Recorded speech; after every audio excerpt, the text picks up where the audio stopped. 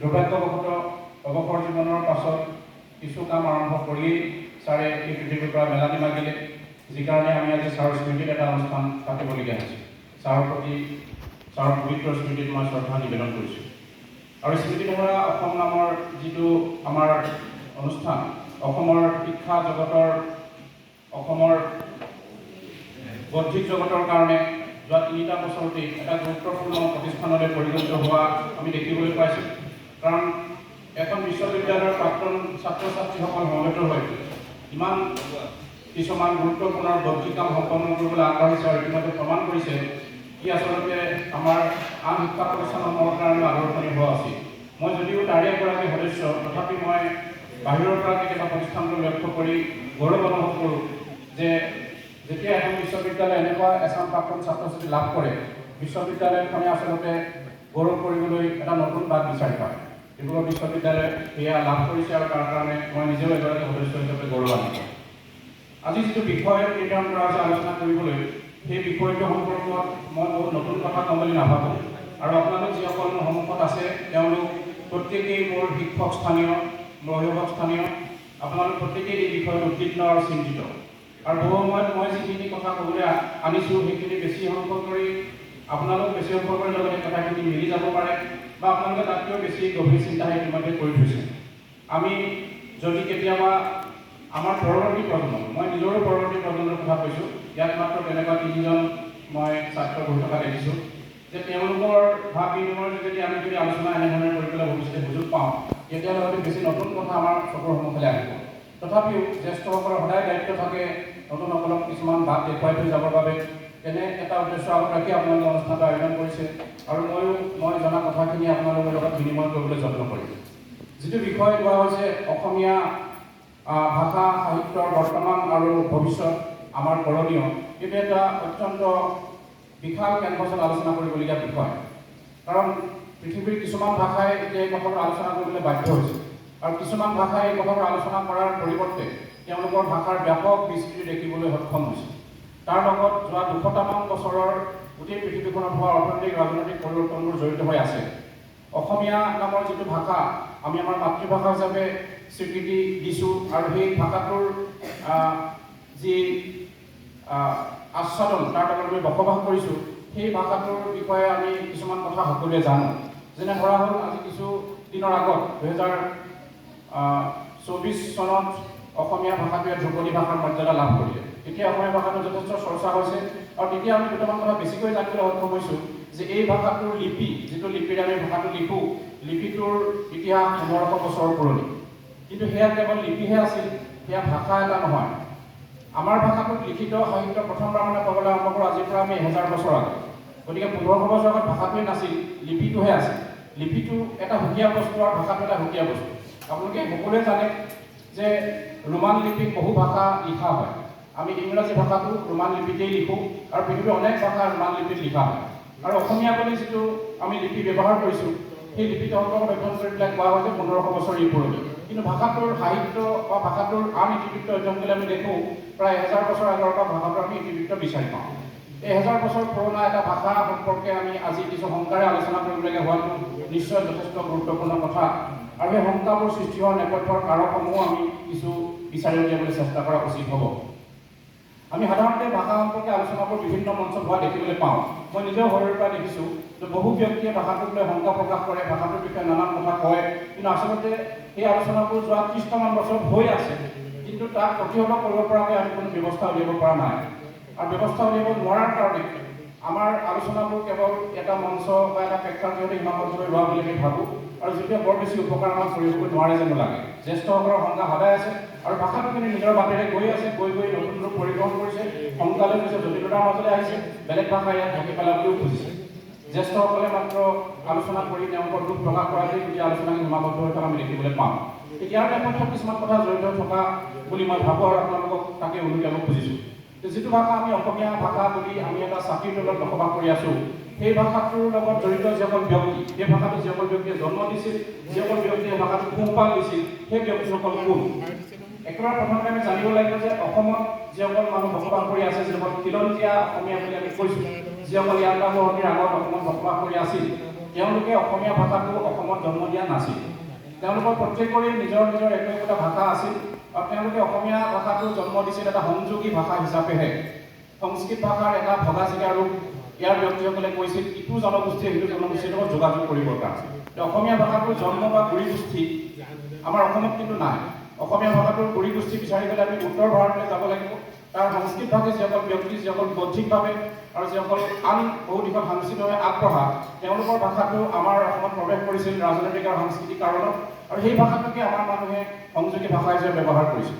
আৰু সেই সংযোগী ৰূপটো ক্ৰমান্বয়ে ইমান বেছি শক্তিশালী হ'ল যে তাক বাদ দি অসমৰ মানুহে যোগাযোগৰ বেলেগ কোনো ভাষা বিচাৰি নোপোৱা হ'ল। আৰু সেইকাৰণে আমাৰ বেছিখিনি জনগোষ্ঠীৰ এটা প্ৰথম মাতৃভাষা আছে আৰু দ্বিতীয় মাতৃভাষাটো হ'ল অসমীয়া। দুই এটা জনগোষ্ঠীয়ে কিন্তু নিজৰ প্ৰথম মাতৃভাষাটো বাদ দিলে। তেনেকুৱা জনগোষ্ঠী দুই এটা কেতিয়াবা ৰাজনৈতিকভাৱে শাসনলৈও আহিছে। বেছিখিনি জনগোষ্ঠীয়ে এতিয়াও প্ৰথম মাতৃভাষাটো বাদ দিয়া নাই, তেওঁলোকে দ্বিতীয় মাতৃভাষা হিচাপে অসমীয়া ভাষাটো কৈ থাকে। আৰু তেওঁলোকক ভাৰত চৰকাৰে এতিয়া জনজাতিৰ মৰ্যাদাও দিছে, যিটো ST চিডিউল ট্ৰাইব হিচাপে মৰ্যাদা দিছে। আৰু যিসকলে ভাষা নোহোৱা হৈ গ'ল তেওঁলোকৰ বেছি সংখ্যকে চিডিউল ট্ৰাইবৰ মৰ্যাদাও পোৱা নাই। এইটো হৈছে এটা ৰাজনৈতিক বিষয়। কিন্তু কথাটো হ'ল তেনেধৰণে ব্যৱহাৰ কৰা এই ভাষাটোতেই আমাৰ অসমৰ মানুহে বহু বেছি গুৰুত্বপূৰ্ণ আৰু সমৃদ্ধিশালী সাহিত্য ৰচনা কৰিছিল। মাধৱ কন্দলীৰ কথা আমি কওঁ, শংকৰদেৱৰ কথা কওঁ, বুৰঞ্জী সাহিত্যৰ কথা কওঁ, হস্তি বিদ্যায়নৰ কথা কওঁ, ঘোঁৰা নিদানৰ কথা কওঁ। তেনেধৰণে পৃথিৱীত মধ্যযুগত আন বহুতো ভাষাই কৰিব নোৱাৰা কিছুমান গুৰুত্বপূৰ্ণ সাহিত্য চৰ্চা আমাৰ ভাষাটোৱে কৰিছিল। কিন্তু আচৰিত লাগে যে আমাৰ এইখন অসমতেই অসমীয়া ভাষাটো কিন্তু কোনো অসমৰ ৰজাই এইটো ভাষাকে ক'ব লাগে বুলি বাধ্যতামূলক কৰা নাছিল। আমাৰ উজনিৰ ফালে আহোম ৰজা, নামনিৰ ফালে কোচ ৰজা, আমি দুইখন ৰাজবংশৰ দুইখন ৰাজ্যৰ ইতিহাস মন কৰিলে দেখোঁ যে তেওঁলোকৰ কোনোৱে কিন্তু এই ভাষাটোৱে তেওঁলোকৰ একমাত্ৰ ভাষা হ'ব লাগে বুলি কেতিয়াও বাধ্যতামূলক কৰি দিয়া নাছিল। আহোমসকলে ধৰ্ম ভাষাৰ ক্ষেত্ৰত সদায় উদাৰতা দেখুৱাইছিল আৰু সেইকাৰণে তেওঁলোকৰ ৰাজ্যত এইটো ভাষাই একমাত্ৰ ভাষা হ'ব লাগে বুলি কোনো কথা নাছিল। মানে কোনো ভাষা নীতি নোহোৱাকৈ অসমীয়া ভাষাটোৱে মধ্যযুগত আটাইতকৈ গুৰুত্বপূৰ্ণ আৰু প্ৰয়োজনীয় ভাষালৈ ৰূপান্তৰিত হ'বলৈ সক্ষম হৈছিল। আৰু সেই ভাষাটি আটাইতকৈ ভাল ভাল সাহিত্য ৰচনা হৈছিল। আন যিবোৰ জনগোষ্ঠীয় ভাষা সেই ভাষাসমূহে লিপি বিচাৰি পোৱা নাছিল, সেই ভাষাসমূহৰ লিখিত ৰূপ নাছিল, একমাত্ৰ মৌখিক ৰূপতে তেওঁলোকৰ সাহিত্য তেওঁলোকৰ ভাষা চলি আহি আছে। আজি 20 শতিকাৰ স্বাধীনতাৰ পাছতহে তেওঁলোকৰ দুই এটা ভাষাই লিপি বিচাৰি লৈছে বা সাহিত্য লিখিবলৈ আৰম্ভ কৰিছে। কিন্তু অসমীয়া ভাষাটো উমৈহতীয়া ৰূপত ইমান বেছি শক্তিশালী ৰূপলৈ গ'ল আমাৰ ইয়াণ্ডা বসতি হোৱাৰ আগতেই যে তাক বাদ দি অসমত আন কথা আন ভাষাৰ কথা ভাবিব নোৱাৰা এটা পৰিস্থিতিৰ সৃষ্টি হ'ল। কোনো ভাষা নীতি নথকাকৈ ইমান শক্তিশালী ৰূপলৈ যোৱা ভাষাটো আচলতেই যে আমাৰ অসমীয়া জাতিৰ ভিতৰলৈকে সোমাই আছিল তাৰ প্ৰমাণ বেলেগকৈ দিয়াৰ কোনো প্ৰয়োজন নিশ্চয় নাই। কিন্তু ইয়াণ্ডা বসতিৰ পাছত আমাৰ ভাষাটোৰ আজিৰ অৱস্থাটো য'লৈ গৈছে তাৰ গুৰি ভেটিটো সোমাই আছে। ইয়াণ্ডা বসতিৰ পাছত যিখন অসম আমি লাভ কৰিলোঁ, যিখন অসম ব্ৰিটিছে শাসন কৰিবলৈ আৰম্ভ কৰিলে, সেইখন অসমত আপুনি গুৱাহাটীৰ পৰা উজনিখনলৈ যদি লক্ষ্য কৰে কেৱল জনসংখ্যা আছিল 8 লাখ। 5 লাখ বুলিও কোনোবাই কয়, কোনোবাই 8 লাখ বুলিও কয়। ডেভিড স্কটে 8 লাখ বুলি কৈ থৈ যাব খুজিছে, প্ৰথমজন যিজন আমাৰ শাসক গভৰ্ণৰ জেনেৰেলৰ এজেণ্ট। এই 8 লাখ মানুহ লৈ পেলাই অসমখন শাসন আৰম্ভ কৰিছে ইষ্ট ইণ্ডিয়া কোম্পানীয়ে। তেওঁলোকৰ লক্ষ্য অসমখন উন্নতি কৰা নহয়, তেওঁলোকৰ লক্ষ্য হ'ল অৰ্থনৈতিকভাৱে নিজে স্বাৱলম্বী হোৱা, নিজে উন্নতি কৰা আৰু ৰাজনৈতিকভাৱে অসমখনক ক্ৰমান্বয়ে তেওঁলোকৰ হাতৰ মাজলৈ লৈ গুচি যোৱা। এতিয়া তেওঁলোকে অসমলৈ তেওঁলোকৰ সুবিধাৰ কাৰণে নানান মানুহ অহাৰ বাটটো মুকলি কৰি দিছে। যিসকল ব্যক্তিক আমি আজি অসমীয়া বুলি কৈছোঁ, আমাৰ ভাৰতৰ নাগৰিক বুলি কৈছোঁ, তেওঁলোকৰ বেছি সংখ্যকেই 1826 চনৰ পাছত অসমলৈ অহা। তেওঁলোক অসমীয়া, হাড়ে হেমজে অসমীয়া। আমি তেওঁলোকক 1951 চনৰ আগত অহা সকলোকে আমি আঁকোৱালি লৈছোঁ। অসমত আনকি 1971 চনৰ আগত অহা সকলোকে আমি আঁকোৱালি লৈছোঁ। তেওঁলোক কোনো কাৰণতে অসমীয়া নহয় বুলি আমি নকওঁ। কিন্তু তেওঁলোক অসমলৈ অহাৰ পাছত অসমৰ জনগাঁথনিলৈ যদি ব্যাপক পৰিৱৰ্তন আহিলে, সেই পৰিৱৰ্তনে অসমীয়া ভাষাটোকো প্ৰভাৱিত কৰিলে। যি কাৰণে আমি আজি ভাষাটো সম্পৰ্কে এই ধৰণৰ কথা কিছুমান পাতিবলৈ মাজে মাজে বাধ্য হৈছোঁ যেন লাগে। কাৰণ চাহ বাগিচা পত্তনৰ কাৰণে, বিভিন্ন ধৰণৰ ইণ্ডাষ্ট্ৰি পত্তনৰ কাৰণে, খেতি কৰিবৰ কাৰণে ব্ৰিটিছে যিটো বাট মুকলি কৰি দিলে, সেই মুকলি কৰা বাটটোৰে অজস্ৰ মানুহ অসমলৈ আহিল। আৰু সেই 8 লাখ 1826 চনৰ আগত 26 চনত লাভ কৰা অসমীয়াৰ লগত তেওঁলোকৰ অজস্ৰ মানুহ গোট খাই অসমৰ জনসংখ্যা ক্ৰমাৎ বাঢ়িবলৈ আৰম্ভ কৰিছে। আৰু এই বাঢ়ি অহা জনসংখ্যাৰ বেছিভাগৰে নিজৰ এটা ভাষা আছে। তেওঁলোকে অসমত আহি পেলাই অসমীয়া ভাষা ক'ব নে নক'ব সেই সিদ্ধান্ত তেওঁলোকক কোনেও স্পষ্ট কৰি দিবলগীয়া হোৱা নাছিল বা দিয়াৰ কোনো পৰিৱেশো তেতিয়া নাছিল। আৰু সেই পৰিস্থিতিটোত ব্ৰিটিছসকলে যেতিয়া অসমত স্থানীয় ভাষাৰে শাসন কৰিব খুজিছে, তেওঁলোকে অসমত কোনো প্ৰশ্ন নোহোৱাকৈ প্ৰক্ষেপ কৰিছে বাংলা ভাষা। আৰু বাংলা ভাষা প্ৰক্ষেপ কৰা ঘটনাটো অসমৰ কাৰণে দুৰ্ভাগ্যজনক যেন লাগিলেও কিন্তু অসমৰ মানুহ একত্ৰিত হৈ থকাৰ এটা গুৰুত্বপূৰ্ণ কাৰণ বুলি আমি ক'ব খোজোঁ। 1834 চনত ব্ৰিটিছ চৰকাৰে অসমত বাংলা ভাষা চৰকাৰী ভাষা কৰিলে। সেইটো বাঙালীসকলে কৰা নাছিল। মই সকলো ঠাইতে সুবিধা পালে ক'বলৈ যত্ন কৰোঁ যে সেই কামটো বাঙালীসকলে কৰিছে বুলি মাজে মাজে কৈ থকা হয়। বহুদিন কৈ থকা হ'ল একেৰাহে স্বাধীনতাৰ পাছত বহুত বছৰ ধৰি, যেতিয়া বাঙালীসকলৰ অসমীয়াসকলৰ মাজত বহুত বিভেদৰো জন্ম দিলে আৰু কাজিয়াৰো জন্ম দিলে। আমি এতিয়া কিন্তু তথ্য ভিতৰলৈ গৈ দেখিছোঁ যে সেই অৰ্ডাৰৰ লগত ব্ৰিটিছৰ কেৱল জেনকিন্স আৰু ৰবিনছন জড়িত হৈ আছিল, বাঙালীসকলৰ কোনো এটা অৰিহণা নাছিল। গতিকে বাঙালীসকলে পাছত 1850 চন, 60 চন, 70 চনত অসমীয়া ভাষাটো ইয়াত প্ৰতিষ্ঠা কৰি ইয়াত বাধা কিছু দিয়া নহয়, কিন্তু প্ৰতিষ্ঠা হ'বৰ কাৰণে প্ৰথমে তেওঁলোকে কোনো ইয়াত উদগনি যোগোৱা নাছিল। এই 36 চনৰ পাছত অসমত বাংলা ভাষা চৰকাৰী ভাষা হ'ল, আৰু এই বাংলা ভাষা চৰকাৰী ভাষা হোৱা কথাটো অসমীয়া মানুহে প্ৰতিবাদ কৰিব লাগে বুলি নভবাকৈ বহুত বছৰ পাৰ হৈ গৈছিল। কাৰণ মানুহৰ সংখ্যাটো আছিলে কেইটামান মাত্ৰ, আৰু তেওঁলোকে বেছি সংখ্যকে বৌদ্ধিক জগতৰ ব্যক্তিসকলে বাংলা ভাষাটো জানেই। হলিৰাম ঢেকীয়াল ফুকন, আনন্দৰাম ঢেকীয়াল ফুকন, কাশীৰাম তামুলী ফুকন, মণিৰাম টেৱাল, যিবিলাক বৌদ্ধিক জগতৰ মানুহ ঊনবিংশ শতিকাৰ সেই সময়ত চবেই বাংলা ভাষাটো জানেই। গতিকে তেওঁলোকক অসমীয়া ভাষাটো চৰকাৰী ভাষা কৰি নিদিলেও কোনো অসুবিধা নহয়। গতিকে অসমৰ সাধাৰণ মানুহে গাঁৱত কি ভাষা কৈ আছে সেইটো একেবাৰে ব্ৰিটিছৰ মানে প্ৰয়োজনীয় কথা নহয়। অসমীয়া ভাষাটো সেইকাৰণে সেইখিনি সময়ত প্ৰায় বিতাড়িত হোৱাৰ দৰে হ'ল, আৰু বাংলা ভাষা অসমৰ বৌদ্ধিক জগতৰ মানুহেও মানি লৈ আগুৱাই লৈ আহি আছে। কিন্তু অসমীয়া ভাষাটো যে অসমৰ আচল ভাষা হয়, থলুৱা ভাষা হয়, সেই কথাটো অসমত প্ৰতিপন্ন কৰিবলৈ অসমলৈ অহা মিছনাৰীসকলে প্ৰথম চেষ্টা কৰিছিল। আমেৰিকান বেপ্টিষ্ট মিছনাৰী, যাৰ প্ৰতিনিধিসকলৰ নাম বহুতে আমি জানো, ভালকৈয়ে জানো, নাথান ব্ৰাউন, মাইলছ ব্ৰনছন, তেওঁলোকৰ নাম খুব প্ৰাতঃস্মৰণীয় বুলি আমি ক'ব খোজোঁ, যাৰ অৱশিষ্ট চিহ্ন এতিয়াও শিৱসাগৰ বৰপুখুৰীৰ পাৰত এই গীৰ্জাটোৰ সৈতে আছে। তেওঁলোকে আমাক আহি বুজালেহি যে আপোনালোকৰ ভাষাটো আচলতে বাংলা ভাষা নহয়। তেওঁলোকে আকৌ বুজাইছিলে নিজৰ প্ৰয়োজনত, কাৰণ তেওঁলোক আহিছিলে অসমত ধৰ্ম প্ৰচাৰ কৰিবলৈ, আৰু তেওঁলোকে অসমত আহি পেলাই খ্ৰীষ্টান ধৰ্ম প্ৰচাৰ কৰিব খুজিছে মানুহৰ মুখৰ ভাষা, আৰু মানুহৰ ওচৰলৈ কৈ দেখিছে তেওঁলোকে মুখত কোৱা ভাষাটো বেলেগ আৰু চৰকাৰে ব্যৱহাৰ কৰা ভাষাটো বেলেগ। চৰকাৰকো তেওঁলোকে কৈছে যে আপোনালোকে ব্যৱহাৰ যিটো ভাষা কৰিছে চৰকাৰীভাৱে, সি কিন্তু আচলতে অসমৰ ভাষা নহয়, অসমৰ মানুহে বেলেগ এটা ভাষাতে কথা কয়। আমি তেওঁলোকক সেই ভাষাটো বুজালেহে খ্ৰীষ্টান ধৰ্ম বুজি পাব। খ্ৰীষ্টান ধৰ্ম বুজোৱাৰ প্ৰয়োজনত তেওঁলোকে আমাৰ ভাষাটো চৰ্চা আৰম্ভ কৰিলে, আৰু সেই চৰ্চাৰ যোগেদি অসমত এই অসমীয়া ভাষাটো এই যে মৃত্যুপ্ৰায় হৈছিল তাৰ পৰা প্ৰাণ পাবলৈ আৰম্ভ কৰিছিল। আৰু আনন্দৰাম ঢেকীয়াল ফুকনৰ দৰে ব্যক্তি, যাৰ দেউতাক হৰিৰাম ঢেকীয়াল ফুকনে বাংলা ভাষাত অসমৰ বুৰঞ্জী লিখিছিল, বাংলা ভাষাত প্ৰবন্ধ লিখিছিল, আৰু বাংলাই অসমৰ চৰকাৰী ভাষা হ'ব নিচিনা এটা ভাৱ তেওঁলোকৰ মনত ইতিমধ্যে বিয়পি গৈছিল। এই আনন্দৰাম ঢেকীয়াল ফুকনেও কিন্তু অসমত বাংলা ভাষাৰ চৰ্চাৰেই নিজৰ জীৱন, নিজৰ লেখা মেলাৰ হেৰিটো আৰম্ভ কৰিছিল, ধাৰাবাহিকতা আৰম্ভ কৰিছিল। তেওঁ বাংলা ভাষালৈ ইংৰাজী ভাষাৰ পৰা এখন আইনৰ কিতাপ অনুবাদ কৰিছিল আনন্দৰাম ঢেকীয়াল ফুকনে, আৰু সেইখন বাংলা ভাষালৈ অনুবাদ কৰা প্ৰথমখন আইনৰ কিতাপ আমাৰ আনন্দৰাম ঢেকীয়াল ফুকনে অনুবাদ কৰিছিল।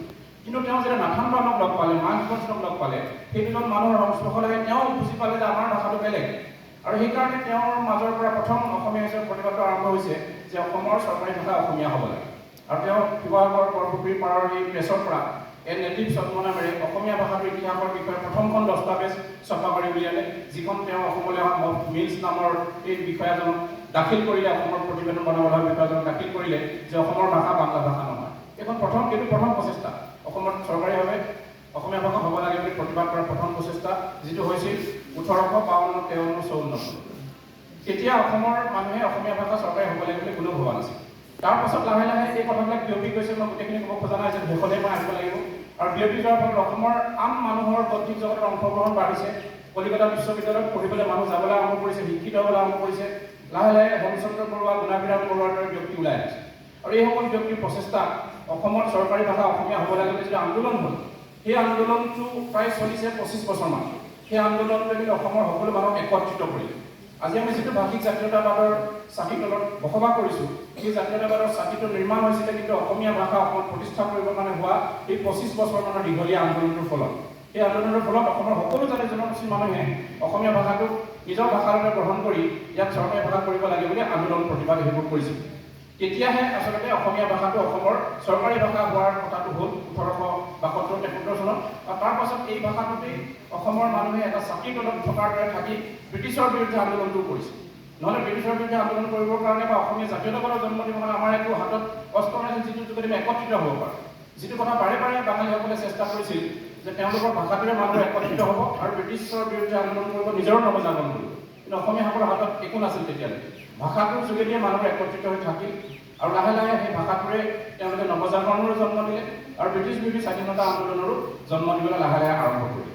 কিন্তু মই আকৌ কৈছোঁ যে 19বিংশ শতিকাৰ 93 পাছত অসমলৈ অহা নতুন যিসকল মানুহ, তেওঁলোকৰ কিছুমানে অসমীয়া ভাষা সাহিত্য সংস্কৃতিৰ লগত জাহ গ'ল, কিছুমানে কিন্তু জাহ নগ'ল। কিন্তু যাক যোৱা বা নোযোৱা এই কথাটো এইকাৰণে ইম্পৰ্টেণ্ট যে তেওঁলোকৰ হাতত কিছুমান বস্তু থাকি গ'ল। আৰু এটা হ'ল অৰ্থনীতি। ব্ৰিটিছ অহাৰ পাছতে অসমলৈ ব্যৱসায় কৰিবলৈ যিসকল ব্যক্তি আহিল তেওঁলোকৰ বেছি সংখ্যকেই অসমৰ মূল অৰ্থনীতিটো হাতত ৰাখি থলে। আজিলৈকেও তেওঁলোকৰ হাততে অসমৰ অৰ্থনীতি আছে বুলি আমি ভাবোঁ। আপোনালোকে অসমৰ নগৰ চহৰবোৰত যিসমূহ মূল দোকান দেখিব, মূল ব্যৱসায়িক প্ৰতিষ্ঠান দেখিব, তাত এতিয়াও অসমীয়া ভাষাটো মূল ভাষা হিচাপে চলি নাথাকে। তেওঁলোকে সেই তেতিয়া যে লৈ আহিছে নিজৰ লগত কিছুমান ভাষা বা লাহে লাহে অসমীয়া এটা ভাষাৰ জন্ম দিছে, হিন্দী ভাষা। সেই ভাষাটোৱে তেওঁলোকৰ কাম কাজবোৰ চলিব পৰা আটাইতকৈ সুবিধা হৈ থাকিল। কাৰণ তেওঁলোকে অৰ্থনীতি নিয়ন্ত্ৰণ কৰে। তেওঁলোকে আমাৰ গাঁৱৰ মানুহৰ ওচৰলৈ যাব নালাগে, তেওঁলোকে আমাৰ নামঘৰলৈ যাব নালাগে, তেওঁলোকে নিজাকৈ তেওঁলোকৰ সংস্কৃতি এটা মন্দিৰ টাউনত প্ৰতিষ্ঠা কৰি ল'লেও চলি যায়। গতিকে তেওঁলোকে আমাৰ ভাষাটো শিকি নল'লেও চলে। কিন্তু আমি তেওঁলোকৰ ওচৰতে নোযোৱাকৈ থাকিব নোৱাৰোঁ। তেওঁলোকৰ পৰা আমি ঘৰ বনোৱা সামগ্ৰী আনিব লাগে, কাপোৰ পিন্ধা সামগ্ৰী আনিব লাগে, অজস্ৰ খাদ্য সামগ্ৰী আনিব লাগে, আমি তেওঁলোকৰ ওচৰলৈ যাব লাগে। আমি তেওঁলোকৰ ভাষাটো শিকি ল'বলৈ বাধ্য, যিটো এই আন্দোলনৰ পাছত অসমলৈ ব্যৱসায়িক কাৰণত অহা যিসকল ব্যক্তি তেওঁলোকে এটা পৰিৱেশৰ সূচনা কৰি থৈ গ'ল। যিটো আমি জগৰ দিব নোখোজোঁ এইকাৰণেই যে আমি অতীতক বদনাম দি বৰ্তমানটো আমি নিজক সচেতন দেখুৱাই থাকিলে নহ'ব। বেছি সময়ত আমি সেইটো কামেই কৰোঁ, অতীতৰ বহু কথা খুচৰি আন মানুহক জগৰীয়া কৰোঁ, দোষাৰোপ কৰোঁ, বদনাম কৰোঁ আৰু আমি নিজকে সচেতন বুলি দেখুৱাই থাকোঁ। কিন্তু এইবিলাক ঐতিহাসিকভাৱে সত্য হয়, কিন্তু আজিকালি নিন্দা কৰিবৰ যোগ্য কথা নহয়। কাৰণ এখন সাৰ্বভৌম ভাৰতবৰ্ষ জন্ম হোৱাতে নাছিল আৰু অসমখন ভাৰতৰ অংগৰাজ্য হিচাপে ব্ৰিটিছে শাসন কৰিছিল আৰু স্বাধীনতাৰ পাছতে অসম ভাৰতৰ অংগৰাজ্য হৈ থাকিল। গতিকে অসমলৈ ভাৰতৰ আন ঠাইৰ পৰা মানুহ অহা কথাটো কেতিয়াও নিন্দনীয় বা আমি আজি গালি পাৰি থাকিলে কথা এটা হ'ব নোৱাৰে। ই ঐতিহাসিকভাৱে সত্য এটা কথা, ই মানি ল'বলৈ বেলেগ আমাৰ কোনো উপায় নাই। খালি আমি সচেতন হ'ব লাগে যাতে এই কথাবিলাকে আমাৰ ভাষাটোক নষ্ট কৰি পেলাব নোৱাৰে, তাৰ কি ব্যৱস্থা আমি ল'ব লাগে।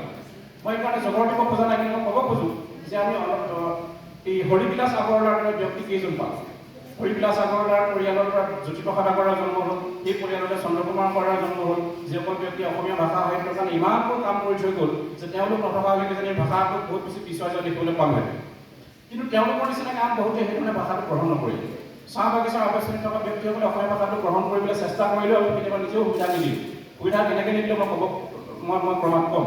সুবিধা নিদিলোঁ, তেওঁলোকে কিন্তু নিজাকৈয়ে ভাষাটো অসমীয়া বুলি গ্ৰহণ কৰি এটা পৰ্যায় আহি পাইছিলে। তাৰপিছত আমাৰ কিছুমান কথা কাজৰ কাৰণে তেওঁলোকে লাহে লাহে আঁতৰি যাব তেনেকুৱা ভাৱৰ আমি জন্ম হোৱা দেখিবলৈ পাওঁ। তেওঁলোকে নিজৰ মাজতে উমৈহতীয়া ভাষাৰ জন্ম দিবলৈ চেষ্টা কৰিছে। ইফালে 1971 চনলৈকে অসমলৈ বংগদেশৰ পৰা যিসকল ব্যক্তি প্ৰব্ৰজন কৰিছিল তেওঁলোকক লৈ আমাৰ চিন্তা আৰু শংকাৰ শেষ নাই, তেওঁলোকক লৈ আমাৰ ৰাজনীতিৰো শেষ নাই।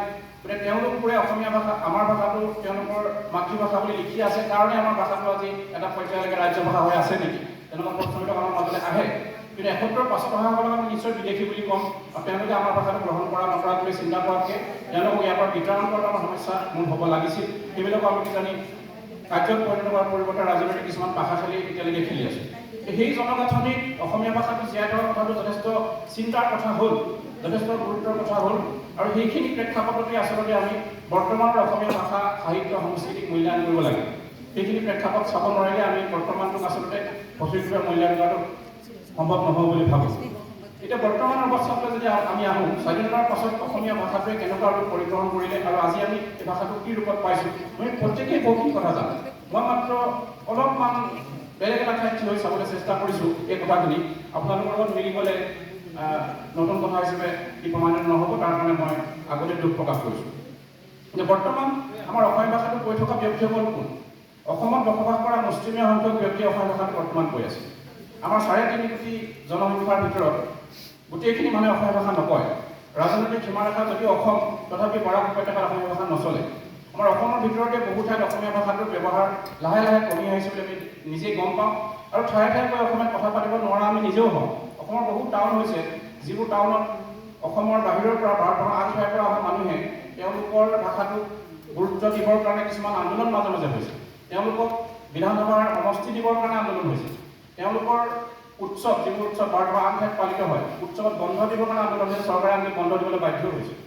আমাৰ তেনেকুৱা এটা পৰিস্থিতিত আমাৰ ভাষাটো কৈ থকা মানুহৰ সংখ্যাটো কিমান নগণ্য আমি বহুতেই উপলব্ধি কৰিবলৈ লৈছোঁ। লাহে লাহে আৰু নগণ্য হৈ আহি আছে। আমাৰ ইংৰাজী ভাষাৰ শিক্ষা কথাটো বাৰে বাৰে আমি কওঁ। ইংৰাজী মাধ্যমৰ বিদ্যালয়বিলাকে আমাৰ ছাত্ৰ ছাত্ৰীসকলক ক্ৰমান্বয়ে অসমীয়া ভাষাৰ পৰা আঁতৰাই নি আছে। একেবাৰে হিন্দী ভাষাৰ আগ্ৰাসনটো আছেই, কাৰণ গোটেই ভাৰতবৰ্ষত কাম কৰাৰ মূল ভাষাটো হিন্দী কৰিবলৈ এটা চেষ্টা চলি আছে বহুত দিনৰ পৰা, আমিও তাৰ বলি। একেবাৰে বাংলা ভাষাৰ কিছু আগ্ৰাসন আমাৰ ওপৰত আছে। এই তিনি ধৰণৰ ভাষিক আগ্ৰাসন আৰু সাংস্কৃতিক অৰ্থনৈতিক ৰাজনৈতিক আগ্ৰাসনে আমাৰ ভাষাটো ক্ৰমান্বয়ে সংকুচিত কৰি আমি দেখিছোঁ। এই সংকোচন আমি মানি ল'ম আমাৰ ভাষাটো ক্ৰমান্বয়ে বেলেগৰ হাতলৈ গুচি যাওক, ভাষাটো নোহোৱা হৈ যাওক, সেইটো মানি ল'ম নে ভাষাটো জীয়াই ৰখাৰ চেষ্টা কৰিম? আমি আৱেগেৰে মতে ভাষাটো জীয়াই থাকিব লাগে, কিন্তু সেই আৱেগেৰে ভাষাটো জীয়াই থাকিব লাগে। আমাৰ আৱেগেৰে আমাৰ আলোচনাৰে ভাষাটো জীয়াই নাথাকে। এই কথা হ'ল ভাষাটো জীয়াই ৰাখিব লাগে নেকি? আমাক যদি নতুন প্ৰজন্মৰ ক্লাছ 10ৰ এজন ইংলিছ মিডিয়ামত পঢ়া ছাত্ৰই কয় যে মই অসমীয়া ভাষা ভালকৈ নাজানো, লিখিবও নাজানো, পঢ়িব নাজানো, ক'ব জানো কাৰণ ঘৰত কয়, আপোনালোকক বুজাই কওক আমাৰ ভাষাটো কিয় জীয়াই ৰাখিব লাগে? আমাৰ ওচৰত ক্লিয়াৰ এণ্ড কংক্ৰিট উত্তৰ কিন্তু নাই। আমি কেতিয়াবা সেই উত্তৰবোৰ দিব নোৱাৰি আমি ফুটা মোজা খাওঁ। সেই ছাত্ৰজনে আমাক কয় যে মই নাচাৰ বিজ্ঞানী হ'ব খোজোঁ, মই ভাৰতবৰ্ষৰ যিকোনো ঠাইত ডাক্তৰ হ'ব খোজোঁ, মই পৃথিৱীৰ যিকোনো ঠাইত গৈ গুৰুত্বপূৰ্ণ কাম কৰিব খোজোঁ, মই জাপানত ব্যৱসায় কৰিব খোজোঁ। এতিয়া মোক আপুনি কওক যে মই যদি অসমীয়া মাধ্যমৰ বিদ্যালয়খনত পঢ়ি আহোঁ, তেতিয়াহ'লে কালিলৈ মই সেই কথাবিলাকত বাধাগ্ৰস্ত নহ'মনে? অসমীয়া মাধ্যমৰ বিদ্যালয়ত সেইটো সুবিধা দিবনে যে পৃথিৱীৰ যিকোনো ঠাইত গৈ কামবোৰ কৰিব পৰাকৈ যথাযোগ্য শিক্ষা, যথাযোগ্য ভাষা জ্ঞান লৈ যাব পাৰিম? আমি সেই উত্তৰটো সঠিককৈ দিব নোৱাৰোঁ। জাতীয় বিদ্যালয়সমূহে বা শংকৰদেৱ শিশু বিদ্যালয়সমূহে কিছু কাম কৰিছে, কিন্তু আমাৰ চৰকাৰী বিদ্যালয়সমূহে সেই কামবিলাকত প্ৰায় বিফল হৈছে। সেই বিফলতাৰ সুযোগ লৈ আমাৰ গাঁৱে গাঁৱে নগৰে নগৰে অসংখ্য বেলেগ বিদ্যালয় প্ৰতিষ্ঠা হৈছে, যি ইংৰাজী মাধ্যমত পঢ়ায় আৰু ছাত্ৰ ছাত্ৰীবিলাকক এটা ভুৱা আদ্যবন্ত বা কোনোবাই সঠিক বুলিও ক'ব কৈছে, সঠিক হ'বও পাৰে, আদ্যবন্তৰ মাজেৰে নতুন এখন জগতলৈ লৈ গৈছিলোঁ দিবলৈ চেষ্টা কৰে। আৰু সেইখন জগতৰ পৰা আমাৰ প্ৰশ্ন হ'লে ভাষাটো জীয়াই ৰাখি কি লাভ হ'ব? পৃথিৱীত প্ৰত্যেকটো বছৰতে কেইটামান ভাষা মৰিছে, অজস্ৰ ভাষা পৃথিৱীত বিলুপ্ত হৈ গ'ল। সেই ঠাইৰ জাতিবিলাকতো কেতিয়াও ভাষাটো জীয়াই ৰাখিব বুলি বাধ্য কৰিব নোৱাৰিলে, তাত আপোনালোকে কিয় বাধ্য কৰিব কৈছে ভাষাটো জীয়াই ৰাখিব লাগিবই?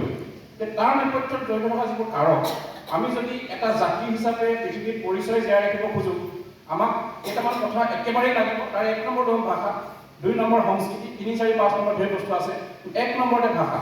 যি জাতিৰ নিজৰ ভাষা নাই, সি কোনো জাতীয় পৰিচয় পৃথিৱীত দাঙি ধৰিব নোৱাৰে। এতিয়া পৃথিৱীত জাতীয় পৰিচয় ধৰি ৰাখিব যদি খোজোঁ, আমি যদি সকলোৰে লগত মিহলি হৈ যাব নোখোজোঁ, তেতিয়া ভাষাটো আমি জীয়াই ৰখাটো অত্যন্ত প্ৰয়োজনীয়। আৰু ভাষাৰ লগত সংস্কৃতি জড়িত হৈ আছে। আজি নামত অসমীয়া ভাষাৰ শব্দ, আজি যিকোনো ধৰণৰ এখন গামোচা, এখন চাদৰ, বিহু, ঢোল, পেঁপা অসমীয়া ভাষাৰ শব্দ। যেতিয়া এই ভাষাটো লাহে লাহে ব্যৱহাৰ কৰাটো কমি গুচি যাব, সেই সাংস্কৃতিক উপাদানবিলাকো নোহোৱা হৈ গুচি যাব। আৰু সংস্কৃতিয়ে ভাষাই সমানে সমানে গৈ থাকে, লাহে লাহে দুইটা বস্তু নোহোৱা হৈ যাব আৰু আমি জাতীয় পৰিচয়টো পৃথিৱীত জীয়াই ৰাখিব নোৱাৰিম।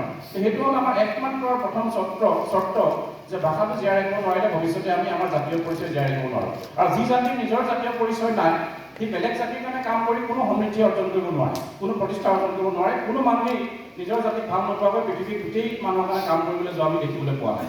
সেই চৰ্তটো বৰ্তাই ৰাখিবৰ কাৰণে নতুন প্ৰজন্মটোক আমাৰ ভাষাটোৰ লগত জড়িত কৰিবৰ কাৰণে আমি কি ধৰণৰ কাম কৰা উচিত, কেনেকৈ কাম কৰা উচিত, কিছু আলোচনা কৰি চোৱাৰ নিশ্চয় প্ৰয়োজন থাকিব। এটা কথা মই ক'বই লাগিব যে ঔপনিৱেশিক হীনমন্যতা আমাৰ মনত এতিয়াও আছে, যিটো ব্ৰিটিছে সৃষ্টি কৰি থৈ গ'ল। যিটো হীনমন্যতাৰ কাৰণে আমি আজিও ভাবোঁ, যিজন মানুহে ইংৰাজী ভাষাত বক্তৃতা দিয়ে, যিজন মানুহে যিকোনো কথা পাতিবলৈ যাওঁতে ইংৰাজী ভাষাৰ ব্যৱহাৰ বেছিকৈ কৰিব পাৰে, আমি তেওঁক স্মাৰ্ট বুলি ভাবোঁ, বেছিকৈ জনা বুলি ভাবোঁ। সেইটো প্ৰৱণতা আমাৰ আছে। আৰু ইংৰাজীটোক আমি ভাষা বুলি ভবাতকৈ আমি ভাবোঁ যে জ্ঞান। ইংৰাজী এটা ভাষা নে জ্ঞান, আমাৰ বহুতৰে মাজত স্পষ্টতা নোহোৱা এটা পৰ্যায় পালে। ইংৰাজীটো আচলতে এটা ভাষা, ই জ্ঞান নহয়। অসমীয়া ভাষাত কাম কৰা যিসকল ব্যক্তি যে ইংৰাজী ভাষা কেতিয়াও নাজানিছিল, মই ব্ৰিটিছৰ আগৰ কথা কৈছোঁ, শংকৰদেৱে ইংৰাজী ভাষা কেতিয়াও নাজানিছিল। তেওঁৰ জ্ঞান অসমীয়া ভাষাতেই লিখা হৈছিল, অসমীয়া ভাষাতেই তেওঁৰ জ্ঞান চৰ্চা আজিলৈকে হৈ আছে। তেওঁৰ জ্ঞান সম্পৰ্কে আমি যেতিয়া গৰ্ব কৰিব নজনা অৱস্থালৈ আহিলোঁ, ইংৰাজী ভাষাত কথা কোৱা, যোগাযোগ কৰা ব্যক্তিসকলকে শ্ৰেষ্ঠ বুলি ক'বলৈ আমি চেষ্টা কৰিলোঁ, সেইটো আমাৰ দোষ বুলি ভবাটো কিন্তু শুদ্ধ নহয়। এইটো ঔপনিৱেশিক হীনমন্যতা। ঔপনিৱেশিক শাসকে আমাক বুজাই থৈ গৈছিল যে তোমালোকৰ ভাষাবিলাক আদিম, এই ভাষাবিলাক বৰ বেছি গুৰুত্বপূৰ্ণ নহয়, আৰু তোমালোকৰ ভাষাবিলাক ভাষাই নহয়। আমাৰ ভাষাবোৰক তেনেকুৱা ভাষা বুলি ক'বই খোজা নাছিল।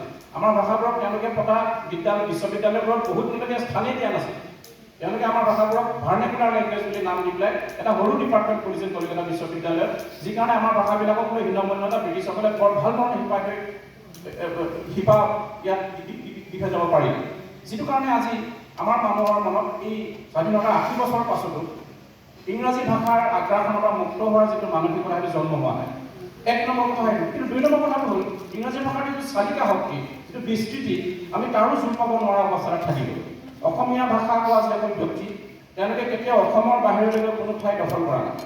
আমাৰ মানুহে কোনো কালেই অসমৰ বাহিৰলৈ গৈ পেলাই বংগদেশ দখল কৰা নাই, বিহাৰ দখল কৰা নাই, কেতিয়াও বেলেগ ঠাই দখল কৰা নাই। গতিকে আমাৰ ভাষাটো অসমৰ পৰা বাহিৰলৈ ক'লৈকো বিস্তৃত নহ'লেই। ব্ৰিটিছসকলৰ ভাষাটো বেলেগ ঠাইলৈ যোৱাৰ মূল কাৰণ তেওঁলোকৰ কলনী, গোটেই পৃথিৱীত তেওঁলোকে পতা উপনিৱেশ, ফৰাচীসকলৰ উপনিৱেশ। জাপানীসকল, চীনাসকলে তেওঁলোকে পৃথিৱীৰ বেছি ঠাই শাসন কৰা নাছিল, কিন্তু তেওঁলোকে এটা কাম কৰিছিল, বৌদ্ধিক শাসন কৰিছিল। তেওঁলোকে আজিলৈকে কৰি আছে। তেওঁলোকে বিজ্ঞানৰ শেহতীয়া যিবোৰ আৱিষ্কাৰ তেওঁলোকে বহু বেছিকৈ কৰিছে আৰু পৃথিৱীৰ অৰ্থনীতিত তেওঁলোকৰ অংশগ্ৰহণ বহুত বেছি। এতিয়া তেওঁলোকৰ ভাষাও মানুহে শিকিবলৈ পায়। জাপানীজ ভাষা, চাইনিজ ভাষা শিকা মানুহৰ বহু বেছি স্থান আজিকালি আছে। তেওঁলোকে এটা কাম কৰিছে, বৌদ্ধিকভাৱে তেওঁলোক বহুত ওপৰলৈ গৈছে। আমি দুইটা কামেই কৰিব নোৱাৰা নাযায়। আমি কথাটো মানি ল'ব লাগিব যে অসমীয়া মানুহে যেনেকৈ আন ঠাই শাসন কৰিবলৈ যাব নোৱাৰিলে ৰাজনৈতিকভাৱে, তেনেকৈ বেলেগ ঠাই শাসন কৰিবলৈ যাব নোৱাৰিলে বৌদ্ধিকভাৱেও। আমি আজিলৈকে অসমীয়া মানুহে বহু বেছি বৈজ্ঞানিক কামবিলাক অংশগ্ৰহণ নকৰিলে আমি একো আৱিষ্কাৰো আজিলৈকে কৰা নাই। পৃথিৱীত যিকোনো ঠাইৰ মানুহে আমাৰ বিষয়ে যেতিয়া পঢ়া শুনা কৰে, তেতিয়া কেইটামান সৰু সুৰা বস্তু চাহপাত, এশিঙীয়া গড়, ব্ৰহ্মপুত্ৰ এই বিষয়ে আলোচনা কৰিলে হৈ যায়। আমি এইটো আৱিষ্কাৰ কৰিছোঁ, সেইটো আৱিষ্কাৰ কৰিছোঁ, সেইটো নতুন কাম কৰিছোঁ, এনেকুৱা চিন্তা আমাৰ বিষয়ে নকৰিলেও চলে। গতিকে এই কথাখিনি মানি লোৱাৰ কাৰণে আমাৰ বেলেগ কোনো উপায় নাই। আৰু মানি লোৱা এইকাৰণেই উচিত আৱেগিক হোৱাৰ পৰিৱৰ্তে যে আমি ইয়াৰ পিছত কি কৰিম তাৰ আচল উত্তৰটো উলিয়াব লাগে। যেতিয়া আমি সত্যটো আৱিষ্কাৰ নকৰোঁ, আৱেগেৰে ঢাকি থওঁ সত্যটো, তেতিয়া ভৱিষ্যতৰ বাটবোৰ মুকলি কৰাৰ কাৰণেও কিছুমান আমি অসুবিধাৰ সন্মুখীন হ'বলগীয়া হয়। সেইকাৰণে মই সত্যটো মানি লৈ ভাবোঁ যে আমি কোনো কালে বেলেগ ঠাই শাসন কৰিবলৈ নগ'লোঁ আৰু কোনো কালে আমি বৌদ্ধিক জগতখনত অংশগ্ৰহণ নকৰিম। সেইকাৰণে আমাৰ ভাষাটোৱে অসমৰ বাহিৰলৈ কোনো প্ৰতিষ্ঠা লাভ নকৰিলে। তাৰপিছতো আমাৰ ভাৰতবৰ্ষখন হৈ গ'ল এখন বিশাল ৰাষ্ট্ৰ, য'ত আমি অংগৰাজ্য হ'ল। অংগৰাজ্য হোৱাৰ লগে আমাৰ ভাষাত আৰু কিছু সীমাবদ্ধতা আহিল। বাংলা ভাষাটো বাচি গ'ল, কাৰণ তেওঁলোকৰ এখন দেশত এই ভাষাটো ৰাষ্ট্ৰ ভাষা হৈ গ'ল, বাংলাদেশ। আমাৰ ভাষাটো ৰাষ্ট্ৰ ভাষা ক'তো নহ'ল, ই ৰাজ্য ভাষা হ'ল। আৰু সামূহিকৰূপে গোটেই ভাৰতবৰ্ষত কাম কৰিবলৈ দুটা বেলেগ ভাষা থাকে, এটা ইংৰাজী হ'ল, এটা হিন্দী ভাষা। গতিকে আমাৰ ভাষাটোৰ সংকোচনটো কিছু আৰু বাঢ়িল। আমাৰ নিচিনা যিবোৰ ঠাই ব্ৰিটিছে শাসন নকৰিলে, দক্ষিণ পূব এছিয়াৰ যদি আমি চাওঁ, আজি থাইলেণ্ডলৈকে যদি চাওঁ, তাত ব্ৰিটিছে কেতিয়াও শাসন কৰা নাই। তেওঁলোকৰ মানুহে আজিও ঠাই ভাষা পায়, ইংৰাজী বেছিখিনি মানুহে একেবাৰে নাজানে।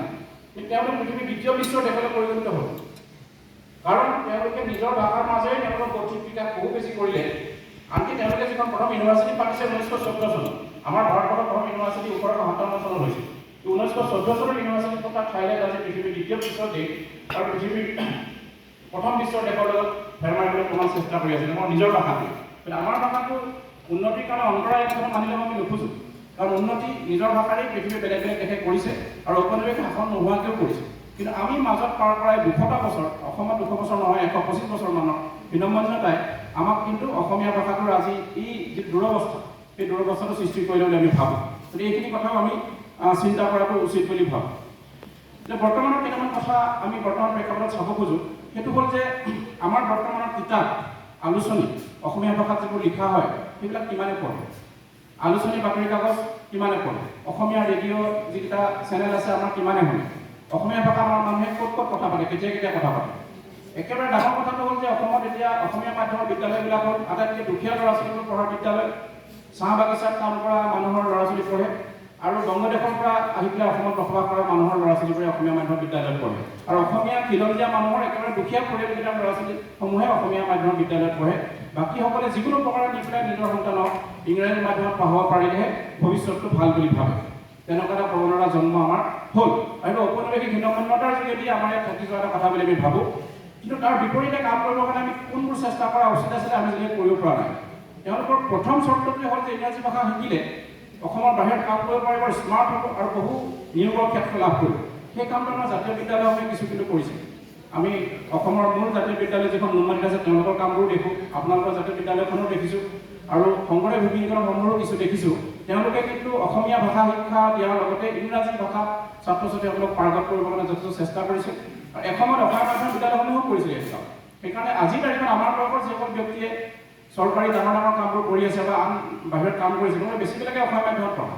কিন্তু আমাৰ পিছৰ প্ৰজন্মটোৰ যিসকলে গুৰুত্বপূৰ্ণ কাম কৰিবলৈ গৈছে তেওঁলোকে বেছিভাগে অসমীয়া মাধ্যমত পঢ়া নহয়, তেওঁলোকে ইংৰাজী মাধ্যমত পঢ়া। গতিকে অসমৰ ভাষা যেতিয়া ভালদৰে নাজানে তেওঁলোকে, সংস্কৃতিৰ মানুহৰ প্ৰতিও তেওঁলোকৰ শ্ৰদ্ধাটো যথেষ্ট কম। গতিকে ভাষাটো একমাত্ৰ একক বস্তু নহয়, ই সংস্কৃতি, জাতি আৰু মানুহৰ লগত নিবিড়ভাৱে সম্পৰ্ক থকা এটা বিষয়। যেতিয়া এই ভাষাটোৰ শিক্ষা গ্ৰহণ নকৰে, তেতিয়া এজন মানুহ মনেৰে, অন্তৰেৰে, চেতনাৰে জাতিটোৰ পৰা অকণমান আঁতৰি আঁতৰি কিন্তু গৈ থাকে। এই কথাটো আমি কিন্তু ভাবা বহুত দেৰি কৰিম, যি কাৰণে আমাৰ বিদ্যালয়সমূহত, অসমীয়া মাধ্যমৰ বিদ্যালয়সমূহত আজি এনেকুৱা এটা অৱস্থা, চৰকাৰে 3খন বিদ্যালয় গোটাই এখন কৰিবলগীয়া হৈছে ছাত্ৰ ছাত্ৰী নোহোৱাৰ কাৰণে। আৰু তাৰ নেপথ্যত আমি বাৰে বাৰে দুখ দি থাকোঁ বেলেগ বেলেগ কাৰক কিছুমান। ইংৰাজী মাধ্যমৰ বিদ্যালয় হোৱা যিবিলাক ঠাই, আমি ইংৰাজী মাধ্যমৰ বিদ্যালয়ত গালি পাৰি থাকোঁ, গাৰ্জেনক গালি পাৰি থাকোঁ। কিন্তু গাৰ্জেনৰ দুখ ক'ত? গাৰ্জেনে নিজৰ সন্তানক বেলেগ এটা স্থানত সদায় আশা কৰে দেখিবলৈ, আৰু সেই স্থানত যিবোৰ মানুহ থাকে তেওঁলোকৰ ছাত্ৰ ছাত্ৰীসকলে ক'ত পঢ়িছিলে, তেওঁলোকৰ ছাত্ৰ ছাত্ৰীবিলাকৰ জ্ঞান বুদ্ধি কিমান। যেতিয়া দেখে যে LP স্কুলৰ শিক্ষকজনে তেওঁ বৰ্ণমালাখন ভালকৈ মাতিব নাজানে, অংক কেইটামান ভালকৈ কৰিব নাজানে, তেওঁলোক নিযুক্তি পাইছিলে কোনোবা সন্ত্ৰাসবাদী সংগঠনত যোৱাৰ পাছত আত্মসমৰ্পণ কৰাৰ কাৰণে, কোনো নিযুক্তি পালে OBB শিক্ষক হিচাপে, কোনোবা নিযুক্তি পালে অনুকম্পামূলক নিযুক্তি, বছৰ বেছি দিন নহয় তেওঁলোকে লোকপ্ৰিয়তাৰ কামত যায়, বেছি দিন নহয় তেওঁলোকে ইলেকশ্যনৰ কামত যায়, বিদ্যালয়লৈ নগ'লেও দৰমহা পাই থাকে, ল'ৰা ছোৱালী গোটেইবোৰ এষ্টাব্লিছ নহ'লেও তেওঁলোকৰ দৰমহা চলিয়ে থাকে, দৰমহাত কোনো হিন্দেৰি নাই। কিন্তু ব্যক্তিগত খণ্ডৰ ইংৰাজী মাধ্যমৰ হওক বা অসমীয়া মাধ্যমৰ হওক বিদ্যালয়ত ছাত্ৰ ছাত্ৰীৰ যদি আপলিফমেণ্ট ভাল নহয়, প্ৰগ্ৰেছ ভাল নহয়, তেওঁলোকক কিন্তু দৰমহা দিয়া নহয়, চাকৰি বা ভেদা হয়, কাম কৰিবলৈ বাধ্য, 9 বজাৰ বিদ্যালয় ক্লাছ থাকে, 8:30 বিদ্যালয় পাব লাগে। গতিকে দুখটো কেৱল চৰকাৰৰ বা কোনো মানুহৰ বুলি হোৱাটো মই নাভাবোঁ যে আমাৰ যিটো প্ৰৱণতা চৰকাৰী চাকৰি পালে কাম নকৰিলেও দৰমহা পাব পাৰি, তেনেকুৱা প্ৰৱণতা চব ক্ষেত্ৰতে আছে আৰু শিক্ষকসকলৰ মাজতো আছে। আৰু তেওঁলোকে বিদ্যালয়বিলাকত ধ্বংস হোৱাত মূল অৰিহণা যোগাইছে বুলি মই ব্যক্তিগতভাৱে ভাবোঁ। আৰু যিবোৰ দেখিছোঁ সেইটোৱে সত্য বুলি মই অনুমান কৰোঁ। শেহতীয়াকৈ গুণোৎসৱত গৈ দেখিছোঁ যে গুণোৎসৱৰ কীটনা মাত্ৰ ৰং তেল ইয়াৰ বাহিৰে বাকী সকলো সময়ত তেওঁলোকৰ বিদ্যালয়ৰ প্ৰতি কোনো মনোযোগ নাথাকে। তেনেকুৱা বিদ্যালয়ৰ শিক্ষকৰ ওচৰত নিজৰ সন্তানৰ ভৱিষ্যত মানুহে কিয় এৰি দিব? গতিকে এই আজি যে অসমীয়া ভাষাৰ আজি দুৰৱস্থা, তাৰ নেপথ্যত এটা গুৰুত্বপূৰ্ণ কাৰক কিন্তু আমাৰ বিদ্যালয়সমূহৰ শিক্ষকসকল হয়। অন্যান্য চৰকাৰী কাৰকো কিছু জড়িত হৈ আছে, যিখিনি কথা আলোচনা কৰাৰ প্ৰয়োজন আছে বুলি ভাবোঁ, কিন্তু এইটো এটা গুৰুত্বপূৰ্ণ কাৰক হয়। আৰু তেওঁলোকে নিজেই বাতৰি কাকত নপঢ়ে, তেওঁলোকে নিজে আলোচনী নপঢ়ে, কিতাপ নপঢ়ে, আৰু ছাত্ৰ ছাত্ৰীৰ পৰা কিতাপ আলোচনী বাতৰি কাকত নপঢ়ে বুলি গালি পাৰিবলৈ আমি কোন? বেছিখিনি সময়তে আমাৰ বহু জ্যেষ্ঠই, শিক্ষিত জ্যেষ্ঠই বিভিন্ন ক্ষেত্ৰত চাকৰি কৰা, আনকি শিক্ষকেও কোনো কিতাপ পত্ৰ আলোচনী নপঢ়ে, শিক্ষকৰ ঘৰত কোনো লাইব্ৰেৰী নাথাকে, আলোচনী বাতৰি কাকত নিয়মীয়া কালৰ অভ্যাস নাথাকে। আৰু তেনেকুৱা মানুহে যেতিয়া শিক্ষকতা কৰিবলৈ বিদ্যালয়সমূহলৈ যায়, সেই বিদ্যালয়সমূহৰ অৱস্থা কেনেকুৱা হ'ব আমি নিশ্চয় জানো। কিন্তু ব্যক্তিগত খণ্ডৰ বিদ্যালয়ে আন কিবা কৰক বা নকৰক, ছাত্ৰ ছাত্ৰীসকলৰ ভৱিষ্যত ভাল হ'বৰ কাৰণে কিন্তু নম্বৰ পাবৰ কাৰণেই হওক বা জ্ঞান গতি বৃদ্ধিৰ কাৰণেই হওক চেষ্টা যথেষ্ট কৰে। সেইকাৰণে ইংৰাজী মাধ্যমৰ বিদ্যালয়বিলাকৰ উদ্গতি ক্ৰমাৎ আমি দেখিছোঁ, আৰু আমাৰ চৰকাৰী অসমীয়া মাধ্যমৰ বিদ্যালয়সমূহ আমি অধোগতি ক্ৰমান্বয়ে দেখিবলৈ আৰম্ভ কৰিছোঁ। আৰু সেইটো হ'ল আটাইতকৈ বেছি লাভ হয় ৰাজনৈতিকভাৱে আমাৰ যিটো কেন্দ্ৰীয় ভূমিকাত থকা যিটো শক্তি, তেওঁলোকে আমাৰ মাজত ইংৰাজী আৰু হিন্দী ভাষা জাপি দিব পাৰে, আমাৰ ভাষা সংস্কৃতিক লৈ পেলাই কোনো জাতীয়তাবাদ নোহোৱা হ'ব। তেতিয়া আমাৰ ঠাইৰ পৰা হোৱা যিখিনি শোষণ, আমাৰ ঠাইৰ পৰা যিখিনি তেওঁলোকে মানে আমাক যিধৰণে তেওঁলোকে ব্যৱহাৰ কৰে সেইধৰণে ব্যৱহাৰ কৰিব পাৰিব, কাৰণ জাতীয়তাবাদী শক্তি বুলি কোনো শক্তি নোহোৱা হৈ আহিব তেতিয়া। আৰু সেইটো ক্ৰমান্বয়ে আমি ভয় দেখিবলৈ পাইছোঁ, এটা বৃহৎ দীঘলীয়া ষড়যন্ত্ৰ যেন আমাৰ লাগে। তাৰ বিপৰীতে মাত মাতিবৰ কাৰণে আমি কিন্তু কিছু সচেতন হোৱাৰ প্ৰয়োজন আছে, সেইটো এক নম্বৰ কথা। তাৰপিছতে আমি অধ্যয়নৰ অভ্যাসটোৰ কথা মই পুনৰ উল্লেখ কৰিব খুজিছোঁ যে অধ্যয়নৰ অভ্যাসটো আজি এখন কিতাপৰ দোকানলৈ গ'লে আপোনালোকে গম পায় যে আজি 20 বছৰ আগত কিতাপৰ দোকানখনত যিমান কিতাপত বিক্ৰী হৈছিল, মানুহে কিনিছিল, আজি তাৰ অৱস্থা খুবেই বেয়া। দোকানখন আধা ফাৰ্মাচী কৰিবলগীয়া হৈছে, আধা মণিহাৰী দোকানৰ মানে বস্তু ৰাখিবলগীয়া হৈছে, দোকানখনৰ পৰা বন্ধই কৰি দিবলগীয়া হৈছে। আজি পৃথিৱীত ইমান পঢ়া শুনাৰ গুৰুত্ব বাঢ়িছে, কিতাপৰ দোকান বাঢ়িব লাগিছিল, দুখনমান বেছিকৈ সমৃদ্ধশালী হ'ব লাগিছিল, কিন্তু ক্ৰমাৎ কমি আমাৰ নোহোৱা হোৱা এটা অৱস্থা হৈছে। তাৰ কাৰণে আমি কনিষ্ঠসকলক যিসকল নতুন প্ৰজন্ম তেওঁলোকক জগৰীয়া কৰিম নে আমি তাত আমাকো নিজেই আমি স্বীকৃতি চাম? আমি কিমান কিতাপ পঢ়িছোঁ সেইটো আমি স্বীকৃতি চোৱাৰ কোনো প্ৰয়োজন আছে। আমি একো কিতাপেই আচলতে নপঢ়োঁ, অসমীয়াও নপঢ়োঁ, ইংৰাজীও নপঢ়োঁ, যিকোনো ভাষাৰেই নপঢ়োঁ, সেই প্ৰৱণতাটো আমাৰ যথেষ্ট বৃদ্ধি হৈছে। তেনেকুৱা ধৰণে আমি ক্ৰমান্বয়ে দেখিছোঁ যে আমাৰ আন কিছুমান সীমাবদ্ধতাও আছে। আজি অসমীয়া ভাষাটো অসমৰ চৰকাৰী ভাষা, অসমৰ বিদ্যালয়ৰ মাধ্যমৰ ভাষা, অসমৰ চৰকাৰী কাম কাজৰ ভাষা, অসমৰ চৰকাৰী ভাষা ব্যৱহাৰ কৰিব এটা বিভাগ পৰ্যন্ত আছে।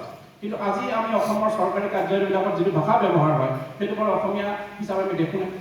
কিছুদিনৰ আগত এই চৰকাৰে এটা অৰ্ডাৰ দিছিল যে অসমীয়া ভাষাতেই সকলো অসমৰ অফিচৰ পৰা নিৰ্দেশনা বা চিঠি পত্ৰ ওলাব লাগিব। দুটামান অফিচে মানি চলিছে, কাৰণ বেছিখিনি মানি চলা নাই। অসমীয়াত নোলায়, ইংৰাজীতে ওলায়। গতিকে অসমীয়াত নোলায়, ইংৰাজীত ওলায়, এই কথাটো চাবলৈ প্ৰতিবাদ কৰিবলৈ আমাৰ কোনো নাই। অসমৰ ডাঙৰ সাহিত্য সংগঠনো আমি বহুত দিনৰ পৰা ঘটি থকা দেখিছোঁ, বা মই নিজেও তাৰ অংশ হিচাপে আছোঁ। আমিও বাধ্য কৰিব পৰা নাই কেতিয়াও যে অসমীয়া ভাষাত তোমালোকে কিয় অৰ্ডাৰখন নোলিওৱা, ইংৰাজীও থাকক কিন্তু অসমীয়াতো থাকক, নোলায়। চৰকাৰী ভাষা অসমৰ সেইটো কেৱল কাগজে কলমে আছে। আজিলৈকে চৰকাৰী ভাষা অসমত অসমীয়া হোৱা আমি ভালদৰে দেখিবলৈ কেতিয়াও নাপাওঁ। এক নম্বৰ। দুই নম্বৰ কথাটো হ'ল এই যে অসমৰ বিদ্যালয় মহাবিদ্যালয় সকলোৰে মাধ্যমটো অসমীয়া, ক'লৈকে অসমীয়া? ক্লাছ 10লৈকে অসমীয়া। ক্লাছ 11-12 যেতিয়া পঢ়িবলৈ যায় এজন ছাত্ৰ ছাত্ৰীয়ে, তাক বিদ্যালয় মহাবিদ্যালয়ত প্ৰশ্ন কৰা হয় যে তুমি মাধ্যমটো ইংৰাজী ল'লে কিন্তু ভৱিষ্যতে মেজৰ পঢ়িবলৈ ভাল হ'ব, মাধ্যম ইংৰাজী ল'লে ভৱিষ্যতে মেডিকেল পঢ়িবলৈ ভাল হ'ব, ইঞ্জিনিয়াৰিং পঢ়িবলৈ ভাল হ'ব, বেলেগ লাইনত যাবলৈ ভাল হ'ব। ইয়াত তুমি অসমীয়া লৈ থাকিলে পিছত পৰা অসুবিধা পাবা, আৰু অসুবিধা পায়ো। তাৰ কাৰণটো হ'ল যে আমাৰ স্নাতক পৰ্যায়ৰ পাঠ্যপুথি অসমীয়া ডিপাৰ্টমেণ্টৰ বাদ দি বাকী সকলো বিভাগৰে ইংৰাজী ভাষাতে বেছিখিনি আছে। অসমীয়া ভাষাত নামমাত্ৰ পাঠ্যপুথি কেইখনমান আছে, তাকো বেলেগৰ পৰা ধাৰ কৰা, বেলেগৰ পৰা কথাবোৰ লোৱা মৌলিক পাঠ্যপুথি প্ৰায় নাই। গতিকে জেনেৰেল ডিগ্ৰী পঢ়া ল'ৰা ছোৱালীবোৰে যেতিয়া কলেজত পঢ়িবলৈ যায় তেতিয়া ইংৰাজী ভাষাতেই পঢ়া শুনা কৰে। মেডিকেল পঢ়িবলৈ যাবলৈ ইংৰাজী ভাষাতে পঢ়া শুনা কৰে। Assam medical college, Guwahati medical কলেজত ইংৰাজী ভাষাতে পাঠ্যপুথি আছে। ইঞ্জিনিয়াৰিং পঢ়িবলৈ গ'লে ইংৰাজী আছে, ফিচাৰী পঢ়িবলৈ গ'লে, কৃষি পঢ়িবলৈ গ'লে চব ইংৰাজী ভাষাতে আছে। তাৰমানে আমাৰ ভাষাটোৱে আজিলৈকে পাঠ্যপুথি অসমীয়া ভাষাত প্ৰৱৰ্তন কৰিব পৰা শক্তি অৰ্জন নকৰিলে নেকি? আমি এই প্ৰশ্নবোৰো মাজে মাজে সোধাৰ কোনো প্ৰয়োজন আছে। কিন্তু শেহতীয়াকৈ ৰাষ্ট্ৰীয় শিক্ষানীতি 2020ত কোৱা হৈছে যে সকলো ধৰণৰ শিক্ষা ল'বৰ কাৰণে আমাৰ সংবিধান স্বীকৃত ভাষাসমূহে গুৰুত্বৰ দায়িত্ব পাব লাগে। আনকি মেডিকেল বা ইঞ্জিনিয়াৰিঙৰ পাঠ্যপুথিবিলাকো অসমীয়া ভাষাত বা যিকোনো ভাৰতীয় ভাষা হ'ব লাগে বুলি এটা নিৰ্দেশনা জাৰি কৰা হৈছে। কিন্তু তাক কাৰ্যত পৰিণত কৰিব পাৰিবলৈ নোৱাৰি। তাৰ কাৰণে আমাৰ সঠিক কাৰ্যপন্থা নিৰ্ধাৰিত হৈছে নেকি এতিয়ালৈকে? এতিয়ালৈকে একো কিন্তু হোৱা নাই, মাত্ৰ ঘোষণাতে ৰৈছে। আনকি কোৱা হৈছে যে যিকোনো এটা ছাবজেক্টৰ, ফিজিক্স, কেমেষ্ট্ৰি, মেথমেটিক্স, যিকোনো ছাবজেক্টৰ যে PhD কৰা হয় তাৰ থেচিছখনো ইংৰাজী ভাষাত লিখিব, অসমীয়া ভাষাত লিখিবলৈ অনুমতি দিয়া হৈছে ৰাষ্ট্ৰীয় শিক্ষানীতি 2020ত। সেই কামটো কৰিবৰ কাৰণে আমি আচলতে এই 200 বছৰীয়া হীনমন্যতাৰ বিপৰীতে যুঁজিবলৈ চেষ্টা কৰিছোঁ নেকি? আমি কিন্তু কৰা নাই। গতিকে সেই কথাবিলাক আমি এই এনেকুৱা মঞ্চত আলোচনা কৰিলে মানে চাগে আমি আমাৰ ভাষাটোক নতুন নতুন কামেৰে সমৃদ্ধ হোৱা দেখিবলৈ পাম। ইয়াৰ পাছত মই বৰ্তমানৰ লগত ৰচিত হোৱা দুটামান ভৱিষ্যতৰ কথা ক'ম আৰু বক্তব্য সামৰিম। এটা কথা আমি মন কৰোঁ, গোবিন্দ ফুকন ছাৰৰ প্ৰসংগটো উল্লিখিত হৈছিল। তেখেতে অনুবাদ নামৰ এখন আলোচনী প্ৰকাশ কৰিছিল। গোবিন্দ ফুকন ছাৰৰ ইমান মৌলিক প্ৰতিভা থকা স্বত্তেও তেওঁ অনুবাদ নামৰ কিতাপখন, আলোচনীখন কিয় প্ৰকাশ কৰিবলৈ চেষ্টা কৰিছে? কেইটামান সংখ্যা প্ৰকাশ কৰি আৰু বৰ দুখেৰে উল্লেখ কৰিছে আমাৰ অগ্ৰজ এগৰাকীয়ে যে এখন কিনা মানুহৰ সংখ্যা কমি যোৱাৰ কাৰণে বন্ধ কৰি দিবলগীয়া হয়। এই অনুবাদ নামৰ এই আলোচনীখনৰ কথাটো এইকাৰণে মই অনুকিয়াইছোঁ যে যিটো ভাষাৰ মানুহে পৃথিৱীৰ জ্ঞানৰ সম্ভেদ পাবৰ কাৰণে অনুবাদৰ কাৰ্য বেছিকৈ কৰিব নোৱাৰে, সেই ভাষাৰ মানুহে কিন্তু সভ্যতাৰ দৰত পিছ পৰি থাকিবলৈ বাধ্য হয়। পৃথিৱীৰ সকলো উন্নত জাতি, আজি ইংৰাজসকলে হওক, ফৰাচীসকলৰ কথাই হওক, জাপানীসকলৰ কথাই কওক, সকলোৱে কিন্তু তেওঁলোকৰ ভাষাৰে পৃথিৱীৰ আটাইতকৈ ভাল কিতাপবোৰ ততালিকে অনুবাদ কৰে। কিতাপখন প্ৰকাশ কৰে এমাহ, 2 মাহ, 3 মাহ তেওঁলোকৰ ভাষাৰে অনুবাদ কৰি পেলায়। গতিকে মূল কিতাপখন পঢ়িবলগীয়া নহয়, অনুবাদৰ কিতাপখন পাই যায়। আমি যেতিয়া অসমীয়া মানুহে এখন কিতাপ পঢ়িবলৈ বিচাৰোঁ, তেতিয়া আমি ইংৰাজী ভাষাতে কিতাপখন পঢ়িলে বাধ্য, কাৰণ অনুবাদ কেতিয়া হ'ব একো ঠিকনা নাই। নিউটনৰ প্ৰিন্সিপিয়া কিতাপখন আমাৰ ভাষালৈ অনুবাদ হৈছে আজিৰ পৰা 5 বছৰ আগত। ডাৰউইনৰ যিখন জীৱৰ বিৱৰ্তনমানৰ কিতাপ, দ্য অৰিজিন অফ স্পেচিছ, সেইখন অনুবাদ হৈছে আমাৰ ভাষালৈ মাত্ৰ 5 বছৰ আগত। অমীয়া ৰাজবংশী তেখেতে অনুবাদ কৰিছে। আৰু জয়ন্ত কুমাৰ শৰ্মা তেজপুৰ বিশ্ববিদ্যালয়ৰ ফিজিক্স ডিপাৰ্টমেণ্টৰ তেওঁ নিউটনৰ প্ৰিন্সিপিয়াখন অনুবাদ কৰিছে। অথচ প্ৰিন্সিপিয়া লিখা হৈছে 17শ শতিকাত। পৃথিৱীৰ বেছিখিনি ভাষালৈ অনুবাদ হ'ল কাহিনী পায়। আমাৰ ভাষালৈ অনুবাদ হৈছে আজিৰ পৰা 5 বছৰ আগত, 17শ শতিকাত লিখা সেই কিতাপখন। ডাৰউইনৰ কিতাপখন লিখা হৈছে আজিৰ পৰা 200 বছৰ আগত। আমি আজিহে অনুবাদ কৰিছোঁ। তাৰমানে অনুবাদৰ যোগেদি আমাৰ ছাত্ৰ ছাত্ৰীবিলাকক তেওঁলোকৰ প্ৰয়োজন পূৰাই দিব পৰা কামটো আমি কৰা নাই। তেওঁলোকে সেইকাৰণে মূল কিতাপ পঢ়িলে বাধ্য, ইংৰাজী কিতাপ পঢ়িলে বাধ্য। ইংৰাজীত চব ভাষাৰে কিতাপে অনুবাদ হৈ যায়। গতিকে তেওঁলোকে ইংৰাজী মাধ্যমলৈ নাযাব কিয়? তেওঁলোকে ইংৰাজী ভাষাটোক তেওঁলোকৰ মূল ভাষা হিচাপে গ্ৰহণ নকৰিব কিয়? অসমীয়া ভাষাতে যদি সেই জ্ঞানটো পালেহেঁতেন অনুবাদৰ যোগেদি, তেতিয়াহ'লে নিশ্চয় তেওঁলোক বেলেগ ভাষাৰ পৰা ইমান ভাৱবান নহ'লেহেঁতেন। কিন্তু আমি সেই যোগ্যতা অৰ্জন কৰা নাই। মই নিজকো জগৰ দি পেলাই কৈছোঁ, মই নিজক তাৰ বাহিৰত ৰাখি পেলাই কোৱা নাই। গতিকে দুখেৰে কওঁ যে নতুন নতুন বিভিন্ন ভাল জ্ঞানৰ প্ৰয়োজন হ'লেই বেলেগ ইংৰাজী ভাষাৰ কিতাপ পঢ়াৰ বাবে আমাৰ কোনো বিকল্প নাই। আমাৰ ভাষাত যিবোৰ কিতাপ ৰচনা হৈ আছে আৰু সেই কিতাপবিলাকৰ বিষয় বৈচিত্ৰ্য অতি কম। আমাৰ লেখক লেখিকাসকলে দায়িত্ব নলয়। কেৱল গল্প, উপন্যাস, কবিতা লিখিয়ে আমাৰ লেখক লেখিকাসকলে সাহিত্য চৰ্চা কৰিছোঁ বুলি ভাবে।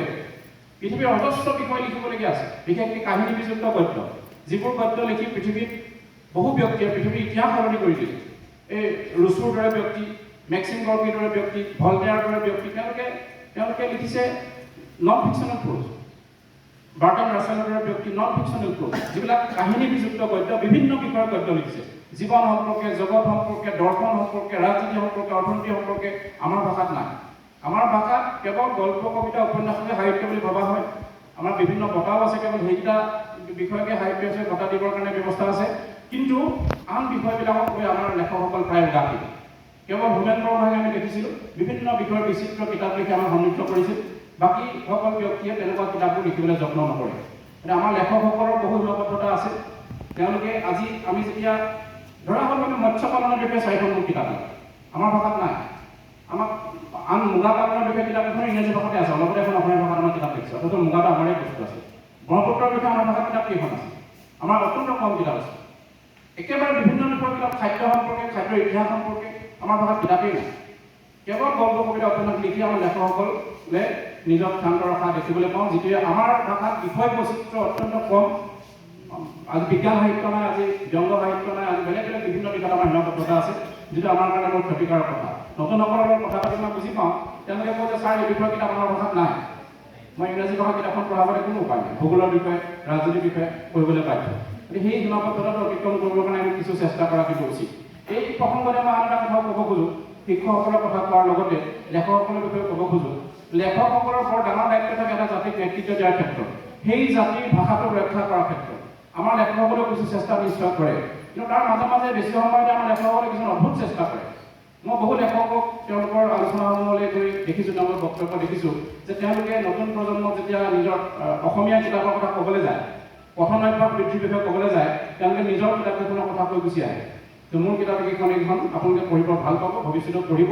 ছ'চিয়েল মিডিয়াৰ পেজতো সেইকেইখনৰ কথাই কয়, বাতৰি কাকতত এইখনৰ কথাই কয়, আৰু আলোচনাতো এইখনৰ কথাই কৈ পেলাই গুচি আহে। কিন্তু আমাৰ নতুনসকলক অসমীয়া ভাষাৰ ভাল কিতাপৰ সম্ভেদ দিয়া মানুহ একেবাৰেই নাই। শিক্ষকসকল প্ৰায় বিফল হৈছে বুলি মই ভাবোঁ, কাৰণ শিক্ষকসকলে আজিকালি কিতাপৰ সম্ভেদ প্ৰায়ে নিদিয়ে, একেবাৰে খবৰ খাতি নিদিয়ে। আপোনালোক কোনোবা খবৰ খাতি দিয়া মানুহ ইয়াত বহি আছে, তেওঁলোকে মোক ক্ষমা কৰিব। আপোনালোক এই ৫% আছে, বাকী ৯৫% কথা মই কৈ আছোঁ।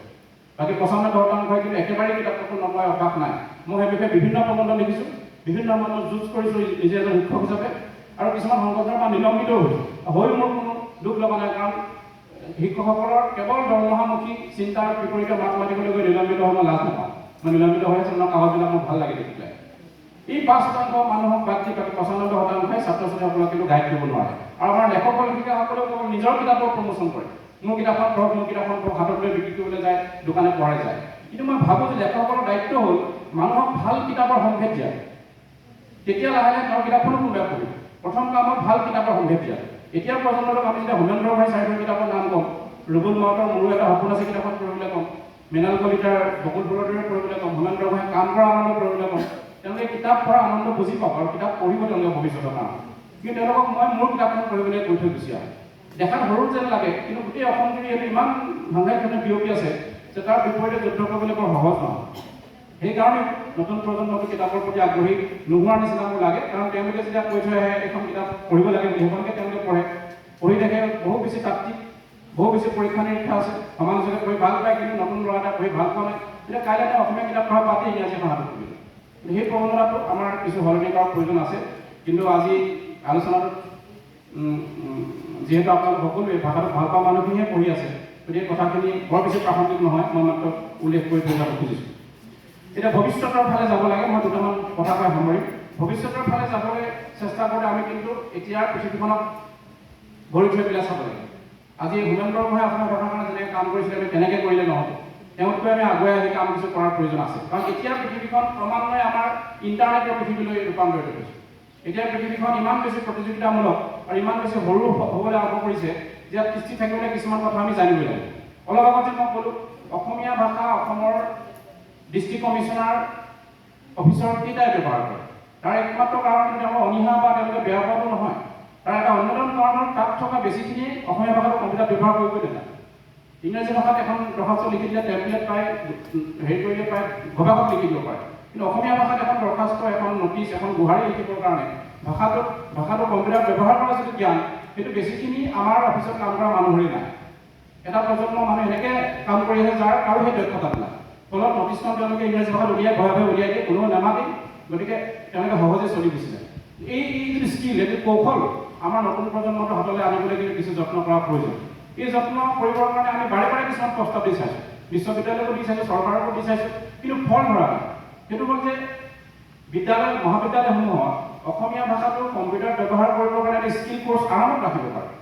2 ক্ৰেডিটৰ স্কিল কোৰ্চ, যিটোৱে অসমীয়া ভাষাটো কম্পিউটাৰ বিভিন্ন ধৰণে ইউনিকোডতে হওক বা আমাৰ সাধাৰণ অসমীয়াতে হওক, ফটোশ্বপত হওক, উইকিপিডিয়াত হওক, লিখিবৰ কাৰণে এটা ব্যৱহাৰ কৰিবলৈ এটা ব্যৱস্থা দিব পাৰে। তাৰ কাৰণে কম্পিউটাৰ লেবৰেটৰী এটা লাগে, যিটো কাৰণে খৰচ নকৰে, যিয়ে কৰিব লাগে তেওঁলোকে নকৰে। দ্বিতীয়তে স্কিল কিছুমান মানুহ লাগে, যিসকল শিক্ষকে শিকি ল'ব, নিজে শিকি লৈ শিকাব, সেই মানুহ আমি নাপাওঁ। গতিকে সেই কামটো যোৱা 15 বছৰমান আমি নৰ্থ লখিমপুৰ কলেজত কৰি আছোঁ, কৰি আমি কিছুমান ছাত্ৰ ছাত্ৰী উলিয়াই পঠিয়াইছোঁ, এতিয়া 3জন বহিও আছে। তেওঁলোকে অন্ততঃ সেই কামটো খুব হেলাৰঙে কৰিব পাৰে, সহজে কৰিব পাৰে, তেওঁলোকৰ পৰা যদি নিযুক্তি পায় তাতে সেই কামটো পাব। কিন্তু সেয়া এপাচিনা এটা জলকীয়াৰ দৰে বাকী ঠাইবোৰত এতিয়ালৈকে আৰম্ভ কৰা হোৱা নাই। ফলত আমি আধুনিক পৃথিৱীখনৰ পৰা পিছুৱাই গৈ আছোঁ। অসমীয়া ভাষা ৰক্ষাৰ কাৰণে আমি আন্দোলন কৰিছোঁ, কথা পাতিছোঁ, কিন্তু ভাষাটো নতুন যুগৰ লগত খাপ খোৱাকৈ ব্যৱহাৰ কৰিবৰ কাৰণে আহিলাখিনি আমি হাতলৈ আনিব পৰা নাই। সেইকাৰণে আমাৰ হাতত অজস্ৰ কম্পিউটাৰ আছে, 1 লাখ কম্পিউটাৰ মাত্ৰ 10টাত আমাৰ অসমীয়া ভাষা ব্যৱহাৰ হৈ আছে। গতিকে সেইটো এটা আমাৰ কাৰণে দুৰ্ভাগ্যৰ কথা, যিটো অভাৰকাম কৰিবলৈ আমি কিন্তু সঠিক কষ্ট কৰিবই লাগে। দ্বিতীয়তে, ইণ্টাৰনেটৰ পৃথিৱীখনত এতিয়া কিছুমান নতুন কথা আহিছে। যিবোৰ কথাৰ লগত আমাৰ পৰিস্থিতি বৰ প্ৰয়োজন। যেনে এতিয়া কিতাপবোৰ লাহে লাহে এই হাৰ্ড কপি যিটো কিতাপ ছপা হোৱা কিতাপ তাৰ পৰা ক্ৰমান্বয়ে ই ভাৰ্চনলৈ আহি আছে। কিতাপবোৰ ছফ্ট কপি বুক হ'বলৈ লাহে লাহে চেষ্টা কৰিছে। ই বুক, ই মেগাজিন, এই কথাবোৰ লাহে লাহে আহিছে আৰু আহিবলৈ বাধ্য। পৃথিৱীত এতিয়া কিতাপ ছপা কৰিবৰ কাৰণে ইমান খৰচ মানুহে কৰি নাথাকিবও পাৰে। দ্বিতীয়তে পৃথিৱীত গছো নোহোৱা কাগজ প্ৰস্তুত কৰি থাকিব পাৰে। গতিকে এসময়ত আমি তাৰ ওচৰলৈ আহিবই লাগে। এইটো ইক' ফ্ৰেণ্ডলি ই বুক বা ই জাৰ্নেল, ই মেগাজিন, ই পেপাৰ এইবিলাক আমি আহিবই লাগে। তাত আমাৰ অংশগ্ৰহণ কিমান? ই পেপাৰ বা ই আলোচনী এখন প্ৰস্তুত কৰিবৰ কাৰণে আমি কিমান যোগ্যতা অৰ্জন কৰিছোঁ?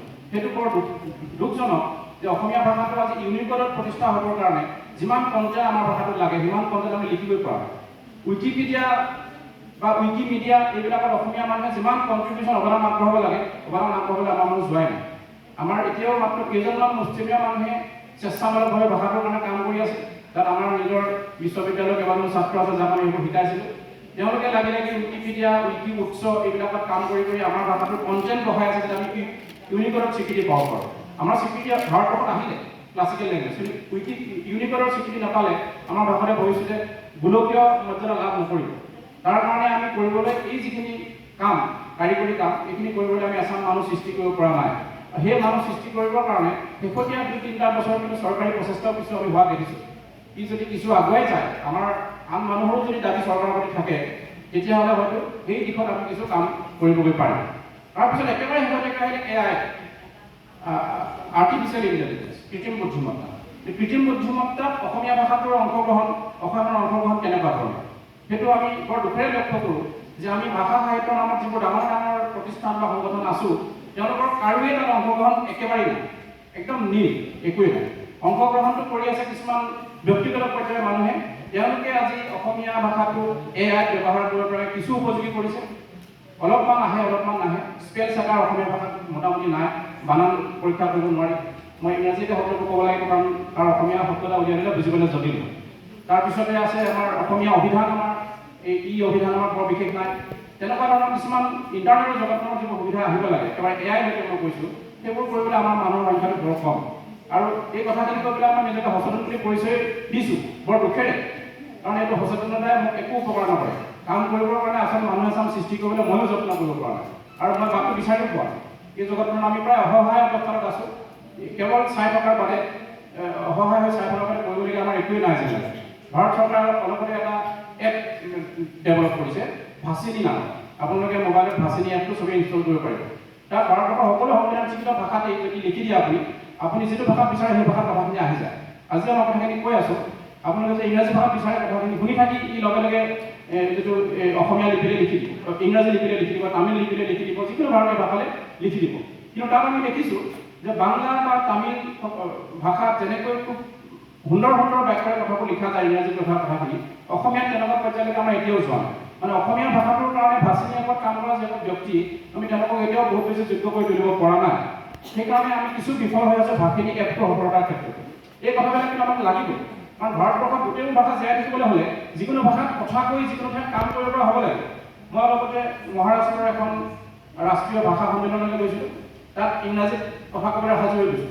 তাত মহাৰাষ্ট্ৰ চৰকাৰৰ ভাষা বিভাগ, তাত এটা ভাষা বিভাগ আছে, মাৰাঠী ভাষা ডিপাৰ্টমেণ্ট। ভাষা বিভাগৰ মন্ত্ৰীজনে আহি ক'লেহি যে আপোনালোকে কোনেও কিন্তু ইংৰাজী কথা নকওঁ, আমি আপোনালোকৰ ইংৰাজী কথা শুনিবলৈ ইয়ালৈ অহা নাই, আপোনালোকৰ নিজৰ ভাষাটো শুনিবলৈ আহিছোঁ। আমি বুজি নাপাওঁ, গম পাইছোঁ, কিন্তু আগফালে চবৰে সন্মুখত আমি এখন মনিটৰ দি দিছোঁ। তাত আপোনালোকৰ টাৰ্গেট লেংগুৱেজ ক্লিক কৰাৰ পৰা যি ভাষা শুনিব খোজে আপুনি শুনিব পাৰিব। আমি অসমীয়া ভাষা ক্লিক কৰিছোঁ, মাৰাঠী ভাষাত কথা কৈ আছোঁ, অসমীয়াত আমি বস্তু দেখি আছোঁ, প্ৰত্যেকটো বাক্য অসমীয়াত আহি আছে। কিন্তু সেই এপটোত অসমীয়া মানুহে বেছিকৈ কাম কৰা নাই কাৰণে তেওঁলোকে কোৱা কথাটো সঠিক অৰ্থটো আমি বুজিব পৰা নাই, মাজে মাজে বাক্যবোৰ খেলিমেলি হৈ গৈছে। গতিকে সেই ধৰণৰ এপ আমাক কিন্তু লাগে, যিয়ে আমি অসমীয়া ভাষাত কথা কৈ থাকিলেও যিকোনো ভাষালৈ কথাখিনি ট্ৰান্সলেট কৰি দিব বা কাণেৰে শুনাই দিব, যাতে অসমলৈ এজন ইংলেণ্ডৰ পৰ্যটক আহিলে আমি ইংৰাজী ভাষা শিকি ল'বলগীয়া নহয়, তেওঁলোকে ইংৰাজীত ক'ব, আমি অসমীয়াত শুনি থাকিম। মই এবাৰ তেনেকুৱা এখন দক্ষিণ পূব এছিয়াৰ দেশলৈ যাওঁতে তেওঁলোকৰ টেক্সি চালকবিলাকে তেওঁলোকৰ ভাষাতে কথা কয়, মাত্ৰ মোবাইল ফোনটো আগফালে দি দিয়ে আৰু ইংৰাজীত মই দেখি থাকোঁ। আমাৰ ইংৰাজীত কৰিলে সিহঁতৰ ভাষালৈ গুচি যায় কথাটো, তেওঁলোকে ইংৰাজী ভাষা শিকি ল'বলগীয়া হোৱা নাই। এই ধৰণৰ আধুনিক কাৰিকৰী দিশবিলাকৰ লগত পৰিচিত হ'লে অসমীয়া ভাষাটো ভৱিষ্যতে জীয়াই ৰখাত কিন্তু সুবিধা হয়। যদি আমি কেৱল পৰম্পৰাগতভাৱে ভাষাটো জীয়াই থাকিব লাগিবই বুলি আশংকুচ হৈ থাকোঁ, তেতিয়াহ'লে ই কিন্তু জীয়াই নাথাকে। সেই কথাটো মোৰ হ'ল আমি অসমীয়া ভাষাৰ মানুহৰ সংখ্যাটো কমাই আনিলোঁ আৰু কিছুমান কথাৰ কাৰণে। এনেকুৱা এটা হ'ল যে আমাৰ ভাষাটোৰ এচাম মানুহে ভাবে যে এই ভাষাটো এটা শুদ্ধ উচ্চাৰণ পদ্ধতি আছে, এনেকৈ উচ্চাৰণ কৰিলে ভাষাটো শুদ্ধ। সেইকাৰণে নামনি অসমৰ ভাষা কোৱা মানুহ বহুতকে আমাৰ উজনি অসমৰ মানুহে অলপমান তেওঁলোকৰ ভাষাটো কৈ ঠাট্টাৰ দৃষ্টিৰে চায়। আজিকালি তাৰ প্ৰতিবাদ হৈছে, অম্বিকাগিৰি আৰম্ভ কৰিছে, আজিকালি তাৰ প্ৰতিবাদ হৈছে। কিন্তু আমাৰ উজনি অসমৰ পৰা কিছুমান মানুহে আমাৰ ভাষাটো ভালকৈ নকয়, কাৰণ তেওঁলোকৰ ভাষা নহয়েই, তেওঁলোকে কৈহে আছে। মিচিংসকলে অসমীয়াটো ক'লে ভাত নকয়, বাট বুলি কয়, আৰু আমাৰ বাকীসকলে হাঁহে। তেওঁলোকে মহাপ্ৰাণ ধ্বনি উচ্চাৰণ কৰিব নোৱাৰে, ভ নকয়, ফ নকয়, তেওঁলোকে মানে এইটো ফ নকয়, প কয়, আমি হাঁহো। এই কামটো আমি বহুত দিনৰ পৰা কৰিম। কৰি কি কৰিলোঁ, অৰুণাচলৰ মানুহখিনি অসমীয়া ভাষা নক'বলৈ বাধ্য কৰিলে, অসমীয়া ভাষা নকয়। তেওঁলোকে আৰম্ভ কৰে তুমি আজি আহিব, আমি হাঁহো, আকৌ কচোন বুলি কৈ পেলাই হাঁহো। আমাৰ লখিমপুৰতো সাংঘাতিক এইটো ঘটনা আমি দেখিছিলোঁ সৰুতে। অৰুণাচলৰ মানুহ কোনোবা আহিলে আমাৰ ব্যৱসায় কৰিবলৈ কিবা কিবি কামত এনেকুৱা ভাষাটো ক'বলৈ নিদি জোনমানি মানুহে হাঁহি থাকে। সেইকাৰণে তেওঁলোকে হিন্দী ভাষা তেওঁলোকৰ ভাষা হিচাপে লৈ লয়, তেওঁলোকে হিন্দী ভাষা চৰকাৰী ভাষা হিচাপে লৈ ল'লে, অসমীয়া ভাষা এৰি দিলে। কিন্তু আমি এইটো কথা বুজি নাপালোঁ যে আমাৰ অসমীয়া ভাষাটো প্ৰথম মাতৃভাষা নহয়। তেওঁলোকে ভাষাটো কওঁতে খেলি মেলি কৰি যিটো আমি ইংৰাজী হিন্দী কওঁতে কৰোঁ, আমি তেওঁলোকক উৎসাহিত কৰিব লাগিছিল, যিটো আমাৰ জাতীয় প্ৰৱণতা নহ'ল। এচাম মানুহৰ এই ধৰণৰ তাচিতৰ ফলত অসমীয়া ভাষা কোৱা মানুহৰ সংখ্যাটো বহুত কমি আহে। হিন্দী বেয়াকৈ ক'লে কোনো নাহাঁহে, ইংৰাজী বেয়াকৈ ক'লে আৰু কোনো নাহাঁহে। য'তে ইংৰাজী কৈছোঁ ত'তেই যেনেকৈ মানুহে শুনিছে, কিন্তু হাঁহিবলৈ কোনো নাই। কিন্তু অসমীয়া বেয়াকৈ ক'লে হাঁহা মানুহখিনি অসমীয়া নিজেই। সেইকাৰণে আমাৰ বহু মানুহে অসমীয়া ক'বলৈ বাদ দিছে, ইংৰাজী ক'বলৈ তেওঁলোকে আৰম্ভ কৰিলে, বেলেগ ভাষা ক'বলৈ আৰম্ভ কৰিলে, বা নিজৰ ভাষাটোকে সংবিধানিক স্বীকৃতি দিবলৈ আৰম্ভ কৰিলে। আমি বড়োসকলৰ উদাহৰণলৈকে চাব পাৰোঁ। এতিয়া দ্বিতীয় কথা এটা হ'ল যে এচাম মানুহ আছে অসমত যি অসমীয়া ভাষাটো সংস্কৃতীয় ভাষা আছিলতো, গতিকে সংস্কৃতৰ দৰে উচ্চাৰণ কৰিব পাৰে। যেনেকৈ দন্তীয় মূৰ্ধন্য পাৰ্থক্য ৰাখি উচ্চাৰণ কৰিব পাৰে, দন্তীয় হওক মূৰ্ধন্য হওক তালব্য হওক পাৰ্থক্য ৰাখি উচ্চাৰণ কৰিব পাৰে। কিন্তু মই নোৱাৰোঁ। মই যিটো জনগোষ্ঠীৰ পৰা আহিছিলোঁ, সেইটো জনগোষ্ঠীত এইবোৰ ধ্বনি নাছিলে। মোৰ এটা বেলেগ ভাষা মাতৃভাষা আছিল, প্ৰথম মাতৃভাষা। এতিয়া মই অসমীয়া গ্ৰহণ কৰিলোঁ। এতিয়া মোক কৈছে যে তুমি শেৱালি কৈছানে, সমাজ কৈছানে, হ'ব কৈছা, মই ধৰিব পৰা নাই। শেৱালি, হ'ব, সমাজ তিনিটা হয় বেলেগ বেলেগ, তুমি একেলগে উচ্চাৰণ কিয় কৰি আছা? মোক গালি পাৰিছে, মোক বাধ্য কৰিছে। মই ভাবিছোঁ এই ভাষাটো ক'লে যদি ইমান গালি শুনিব লাগে, তাচিত শুনিব লাগে, মোৰ কোনোতো বাধা নাই বেলেগ এটা ভাষা শিকি ল'বলৈ। এইখন ভাৰতবৰ্ষত বহুত ভাষা আছে, গতিকে বেলেগ এটা ভাষা শিকি মই নিজৰ কাম চলাবলৈ আৰম্ভ কৰিলোঁ, মোক কোনে কিবা কৰিব পাৰিছে? এই ধৰণৰ যিটো ধুতি নীতি, এই ধৰণৰ যিটো গোড়ামী, এইটোৱেও আমাৰ ভাষাটোক বহু ক্ষতি কৰিছে বুলি মই ভাবোঁ। আৰু বহু মানুহ আঁতৰি যোৱাৰ মূলতে এই কথাটো জড়িত হৈ আছে। আপোনালোকে এনেকুৱা মানুহৰ ওচৰত গৈ কথা পাতিলে তেওঁলোকৰ মনৰ ভাৱ ল'বলৈ যত্ন কৰিলে বুজিব যে কিয় তেওঁলোকে অসমীয়া ভাষাটোৰ প্ৰতি এনেধৰণৰ এটা অনীহা পোষণ কৰিবলৈ লৈছে, তাৰ মূলতে এই কথাটো কিন্তু জড়িত হৈ আছে। গতিকে আমি নিশ্চয় বৰগীত গাঁৱতে উচ্চাৰণ শুদ্ধ পোৱাটো বিচাৰিম, জ্যোতিসংগীত গাঁৱতে নিশ্চয় শুদ্ধ উচ্চাৰণ কৰিব লাগিব। কিন্তু দৈনন্দিন কথা পাতিলে কিয় তেওঁলোকৰ শুদ্ধ উচ্চাৰণৰ দৰকাৰ? দন্ত্যতা মূৰ্ধন্যতা পাৰ্থক্য কিয় লাগে? এই মানুহ তিব্বতমীয় মানুহ, গোটেইখিনি অনাৰ্য মানুহ, কৈ আছে আৰ্য ভাষা, তেওঁলোকৰ উচ্চাৰণ বিভ্ৰান্তি থাকিবই। এই কথাবোৰ কিন্তু আমি জনাটো খুব প্ৰয়োজন আছিল। আমি বহু আগৰে পৰা জানিব লাগিছিল, কিন্তু নাজানো। সেইটো এক নম্বৰ। দুই নম্বৰ কথাটো হ'ল যে আমাৰ এচাম মানুহৰ অতি উদাৰতাও আছে, যিটোৱেও ভাষাটোক জটিল এটা পৰিস্থিতিলৈ নিছে। এই উদাৰতা যেনেকৈ ধৰা হ'ল, এজন মানুহক ভদ্ৰলোক বুলি ক'ব পাৰি, আমি জেণ্টলমেন বুলি কৈছোঁ। আমি কিছুমান শব্দ আমাৰ ভাষাত থকা স্বত্তেও বেলেগ ভাষাৰ শব্দ, ইংৰাজী ভাষাৰ বেলেগ ভাষাৰ শব্দ গ্ৰহণ কৰি নিজকে ভদ্ৰলোক বা বেছি স্মাৰ্ট দেখাবলৈ যত্ন কৰিছোঁ। কিন্তু একে সময়তে এইটো কথাও সঠিক, যেতিয়া টেবুলখনৰ কথা কওঁ, যেতিয়া কাপটোৰ কথা কওঁ, তেতিয়া আমি কি ভাষাৰ শব্দ বুলি কওঁ? আমাৰ কিতাপত এতিয়াও লিখা আছে ইংৰাজী ভাষা। মানে আজি 200 বছৰ ব্যৱহাৰ কৰাৰ পিছতো এই শব্দটো অসমীয়া নহ'লেই। কিন্তু ইংৰাজী ভাষাই প্ৰত্যেক বছৰতে কিছুমান শব্দ গ্ৰহণ কৰে। অক্সফৰ্ড ডিক্সনেৰী তেওঁলোকে নতুন সংস্কৰণ উলিয়ায়, আৰু তেওঁলোকে ইংৰাজী ভাষা শব্দ কি কৰিলে? এইটো অসমীয়াৰ পৰাই নিয়ে, ফৰাচীৰ পৰাই নিয়ে, য'ৰ পৰাই নিয়া হওক কিয়। মেখেলা ইংৰাজী ভাষাৰ শব্দ আমাৰ আছিলে অৰিজিন, কিন্তু তেওঁলোকে ইংৰাজী ভাষাৰ শব্দ মেখেলা বেলেগ, তেওঁলোকে বেলেগৰ শব্দ বুলি নকয়। কিন্তু আমি অসমীয়া মানুহৰ ইমান বেছি বুঢ়া বহু সময়ত নভবাকৈ বুঢ়া যে আমি যিবোৰ শব্দ 18 বছৰ ব্যৱহাৰ কৰোঁ, 200 বছৰ ব্যৱহাৰ কৰোঁ। এজনী ছোৱালী বিয়া হৈ 60 বছৰ হ'ল বেলেগ ঘৰলৈ যোৱা, তাৰপিছত তেওঁ ঘৰ তুলি দিলে মাকৰ ঘৰটো জানো গৈ থাকে। আমি কিন্তু সেইটো বাধ্য পাই টেবুলটো ইংৰাজী ভাষাৰ শব্দ, কাপটো ইংৰাজী ভাষাৰ শব্দ, এই মাইক্ৰফোনটো আমি নলওঁ, কম্পিউটাৰ নলওঁ, এই ইংৰাজী ভাষাৰ শব্দ বুলি কওঁ, মোবাইল ফোন, এইবিলাকতো আমাৰ আৱিষ্কাৰেই নহ'ল। সেই শব্দবিলাক আমি লিপিটো সলনি কৰি অসমীয়া ভাষাত গ্ৰহণ কৰি নিদিলে আমি বহুত বিপদত পৰিম। যিটো বাঙালীসকল কিন্তু বৰ বুদ্ধিয়ক, তেওঁলোকে যেতিয়া দেখে যে শব্দটো আমাৰ নহয়েই, তেওঁলোকে নিজৰ লিপিটোত লিখে আৰু সেইটো বাংলা ভাষাৰ শব্দ বুলি ডিক্সনেৰীত ভৰাই তেওঁলোকৰ ডিক্সনেৰীখন বিৰাট ডাঙৰ হৈ 4টা-5টা খণ্ড হৈ গৈ আছে। আমাৰ শেহতীয়াকৈ হেমকোষে এইটো কাম কৰিছে। হেমকোষৰ শেহতীয়া সংস্কৰণ দেখিছোঁ, শ্ৰীযুত জয়ন্ত বৰুৱা ডাঙৰীয়াই কৰিছে এইটো কাম, যে অজস্ৰ অসমীয়া ভাষাত ব্যৱহাৰ কৰা শব্দ তেওঁলোকে এই অভিধানত ভৰাই আছে। কি কয়? শৰাইঘাটে কৰিছে, দীনেশ চন্দ্ৰ গোস্বামী ছাৰে এই কামটো কৰিছে। শৰাইঘাটেও আচলতে এটা বাট দেখুৱালে দীনেশচন্দ্ৰ গোস্বামী ছাৰে। সেই কামটো কিন্তু আমি আমাৰ জীৱনলৈও অনা উচিত বুলি মই ভাবোঁ। এই শব্দটোৰ আমি যেতিয়া আৱিষ্কাৰ কৰিব নোৱাৰিলোঁ, মাইক্ৰফোনটো আমাৰ আৱিষ্কাৰ নহ'ল, কিন্তু মুগাটো আমাৰ, লেটাটো আমাৰ, মুগা চাদৰখন আমাৰ, আমি তাত বেলেগ শব্দ ব্যৱহাৰ নকৰোঁ, কিন্তু মাইক্ৰফোনটো আমি অসমীয়া ভাষাত আমাৰ লিপিত ব্যৱহাৰ কৰি আমাৰ ডিচনেৰীত ভৰাই লোৱাত কি আপত্তি আছে? তেনেকুৱা ধৰণৰ গোলামীবিলাকৰো উদ্ভৱ আমি যোৱাৰ প্ৰয়োজন আছে বুলি ভাবোঁ। তেতিয়াহ'লে চাগে ভৱিষ্যতে আমাৰ ভাষা সাহিত্য কিছু সুৰক্ষিত হ'ব। এই কথাবিলাকৰ আলোচনা যদি গভীৰ ধৰণে হয়। আৰু শেষত মই এটা কথাই ক'ব খুজিছোঁ, এইটো হ'ল যে এই গোটেইবিলাক কাম কৰাৰ কাৰণে আটাইতকৈ বেছি শক্তি আৰু ধনবল আছে কিন্তু চৰকাৰ। আমাৰ সাধাৰণ মানুহে ভাবিব পাৰে কথাটো, কিন্তু বহুতখিনি কাম কাৰ্যত পৰিণত কৰিব নোৱাৰে। গতিকে আমাৰ যেতিয়া ৰাইজ সচেতন হ'ব, সাহিত্য সভা হওক, বিশ্ববিদ্যালয়সমূহ হওক, যেতিয়া সচেতন হ'ব আৰু সঠিকভাৱে কোনো স্বাৰ্থ নাৰাখিলে চৰকাৰক ভাষাৰ উন্নতিৰ কাৰণে দাবী জনাব পাৰিব, তেতিয়া নিশ্চয় চৰকাৰে এই কামবোৰ কৰিবলৈ আগ্ৰহী হ'ব আৰু বাধ্য হ'ব। এই কামবোৰ কৰিলে যেতিয়া এটা দলে ৰাজনৈতিক সুৰক্ষা পাব, তেতিয়া সেই দলটোৱে নিশ্চয় এই কামবোৰ কৰিব। এইবোৰ কাম কৰিবলৈ হেতা ওপৰ লগাব। কিন্তু আমি এইবোৰ কামৰ কাৰণে চৰকাৰক হেতা ওপৰ লগাবলৈ কেতিয়াও বাধ্য কৰিব পৰা নাই। তাৰ পৰিৱৰ্তে ব্যক্তিগতভাৱে পোৱা কিছুমান সামান্য মুনাফাৰ কাৰণে তেওঁলোকক লাভায়িত কৰি আছে। গতিকে এই ধৰণৰ আলোচনাসমূহে আমাক কিছু চিন্তা কৰিবলৈ বাট মুকলি কৰি দিলে ভাল, যাতে আমাৰ জনসাধাৰণৰ জগত প্ৰতিনিধি যি চৰকাৰ চলায়, তেওঁলোক যাতে এইবিলাক কাম কৰিবলৈ বাধ্য হয়। শেষত মই এটা কথাই কওঁ, মই যিখিনি কথা ক'লোঁ আপোনালোকে সকলোৱে মোতকৈ জ্যেষ্ঠ, মই লগত লৈ অহা ছাত্ৰকেইজন বাদ দি আপোনালোকে মোৰ কথাখিনি শুনি পেলাই কিছুমান কথাত দ্বিমত পোষণো কৰিব পাৰে। মই নিশ্চয় সেইখিনি আদৰেৰে গ্ৰহণ কৰিম। আৰু পুনৰ এইটোও নিবেদন যে বিশ্লেষণ নকৰাকৈ নিশ্চয় আপোনালোকে মোৰ কথাখিনি গ্ৰহণ নকৰে, আৰু বিশ্লেষণ কৰাৰ পাছত আপোনালোকৰ যি মত সৃষ্টি হ'ব, সি যেন আমাৰ সমাজখনলৈ আহে আৰু নতুন প্ৰজন্মক ভাষাৰ প্ৰতি দায়বদ্ধ কৰি তোলে। এইখিনি কথাকে কৈ মই বক্তব্য সামৰণি মাৰিছোঁ। ধন্যবাদ।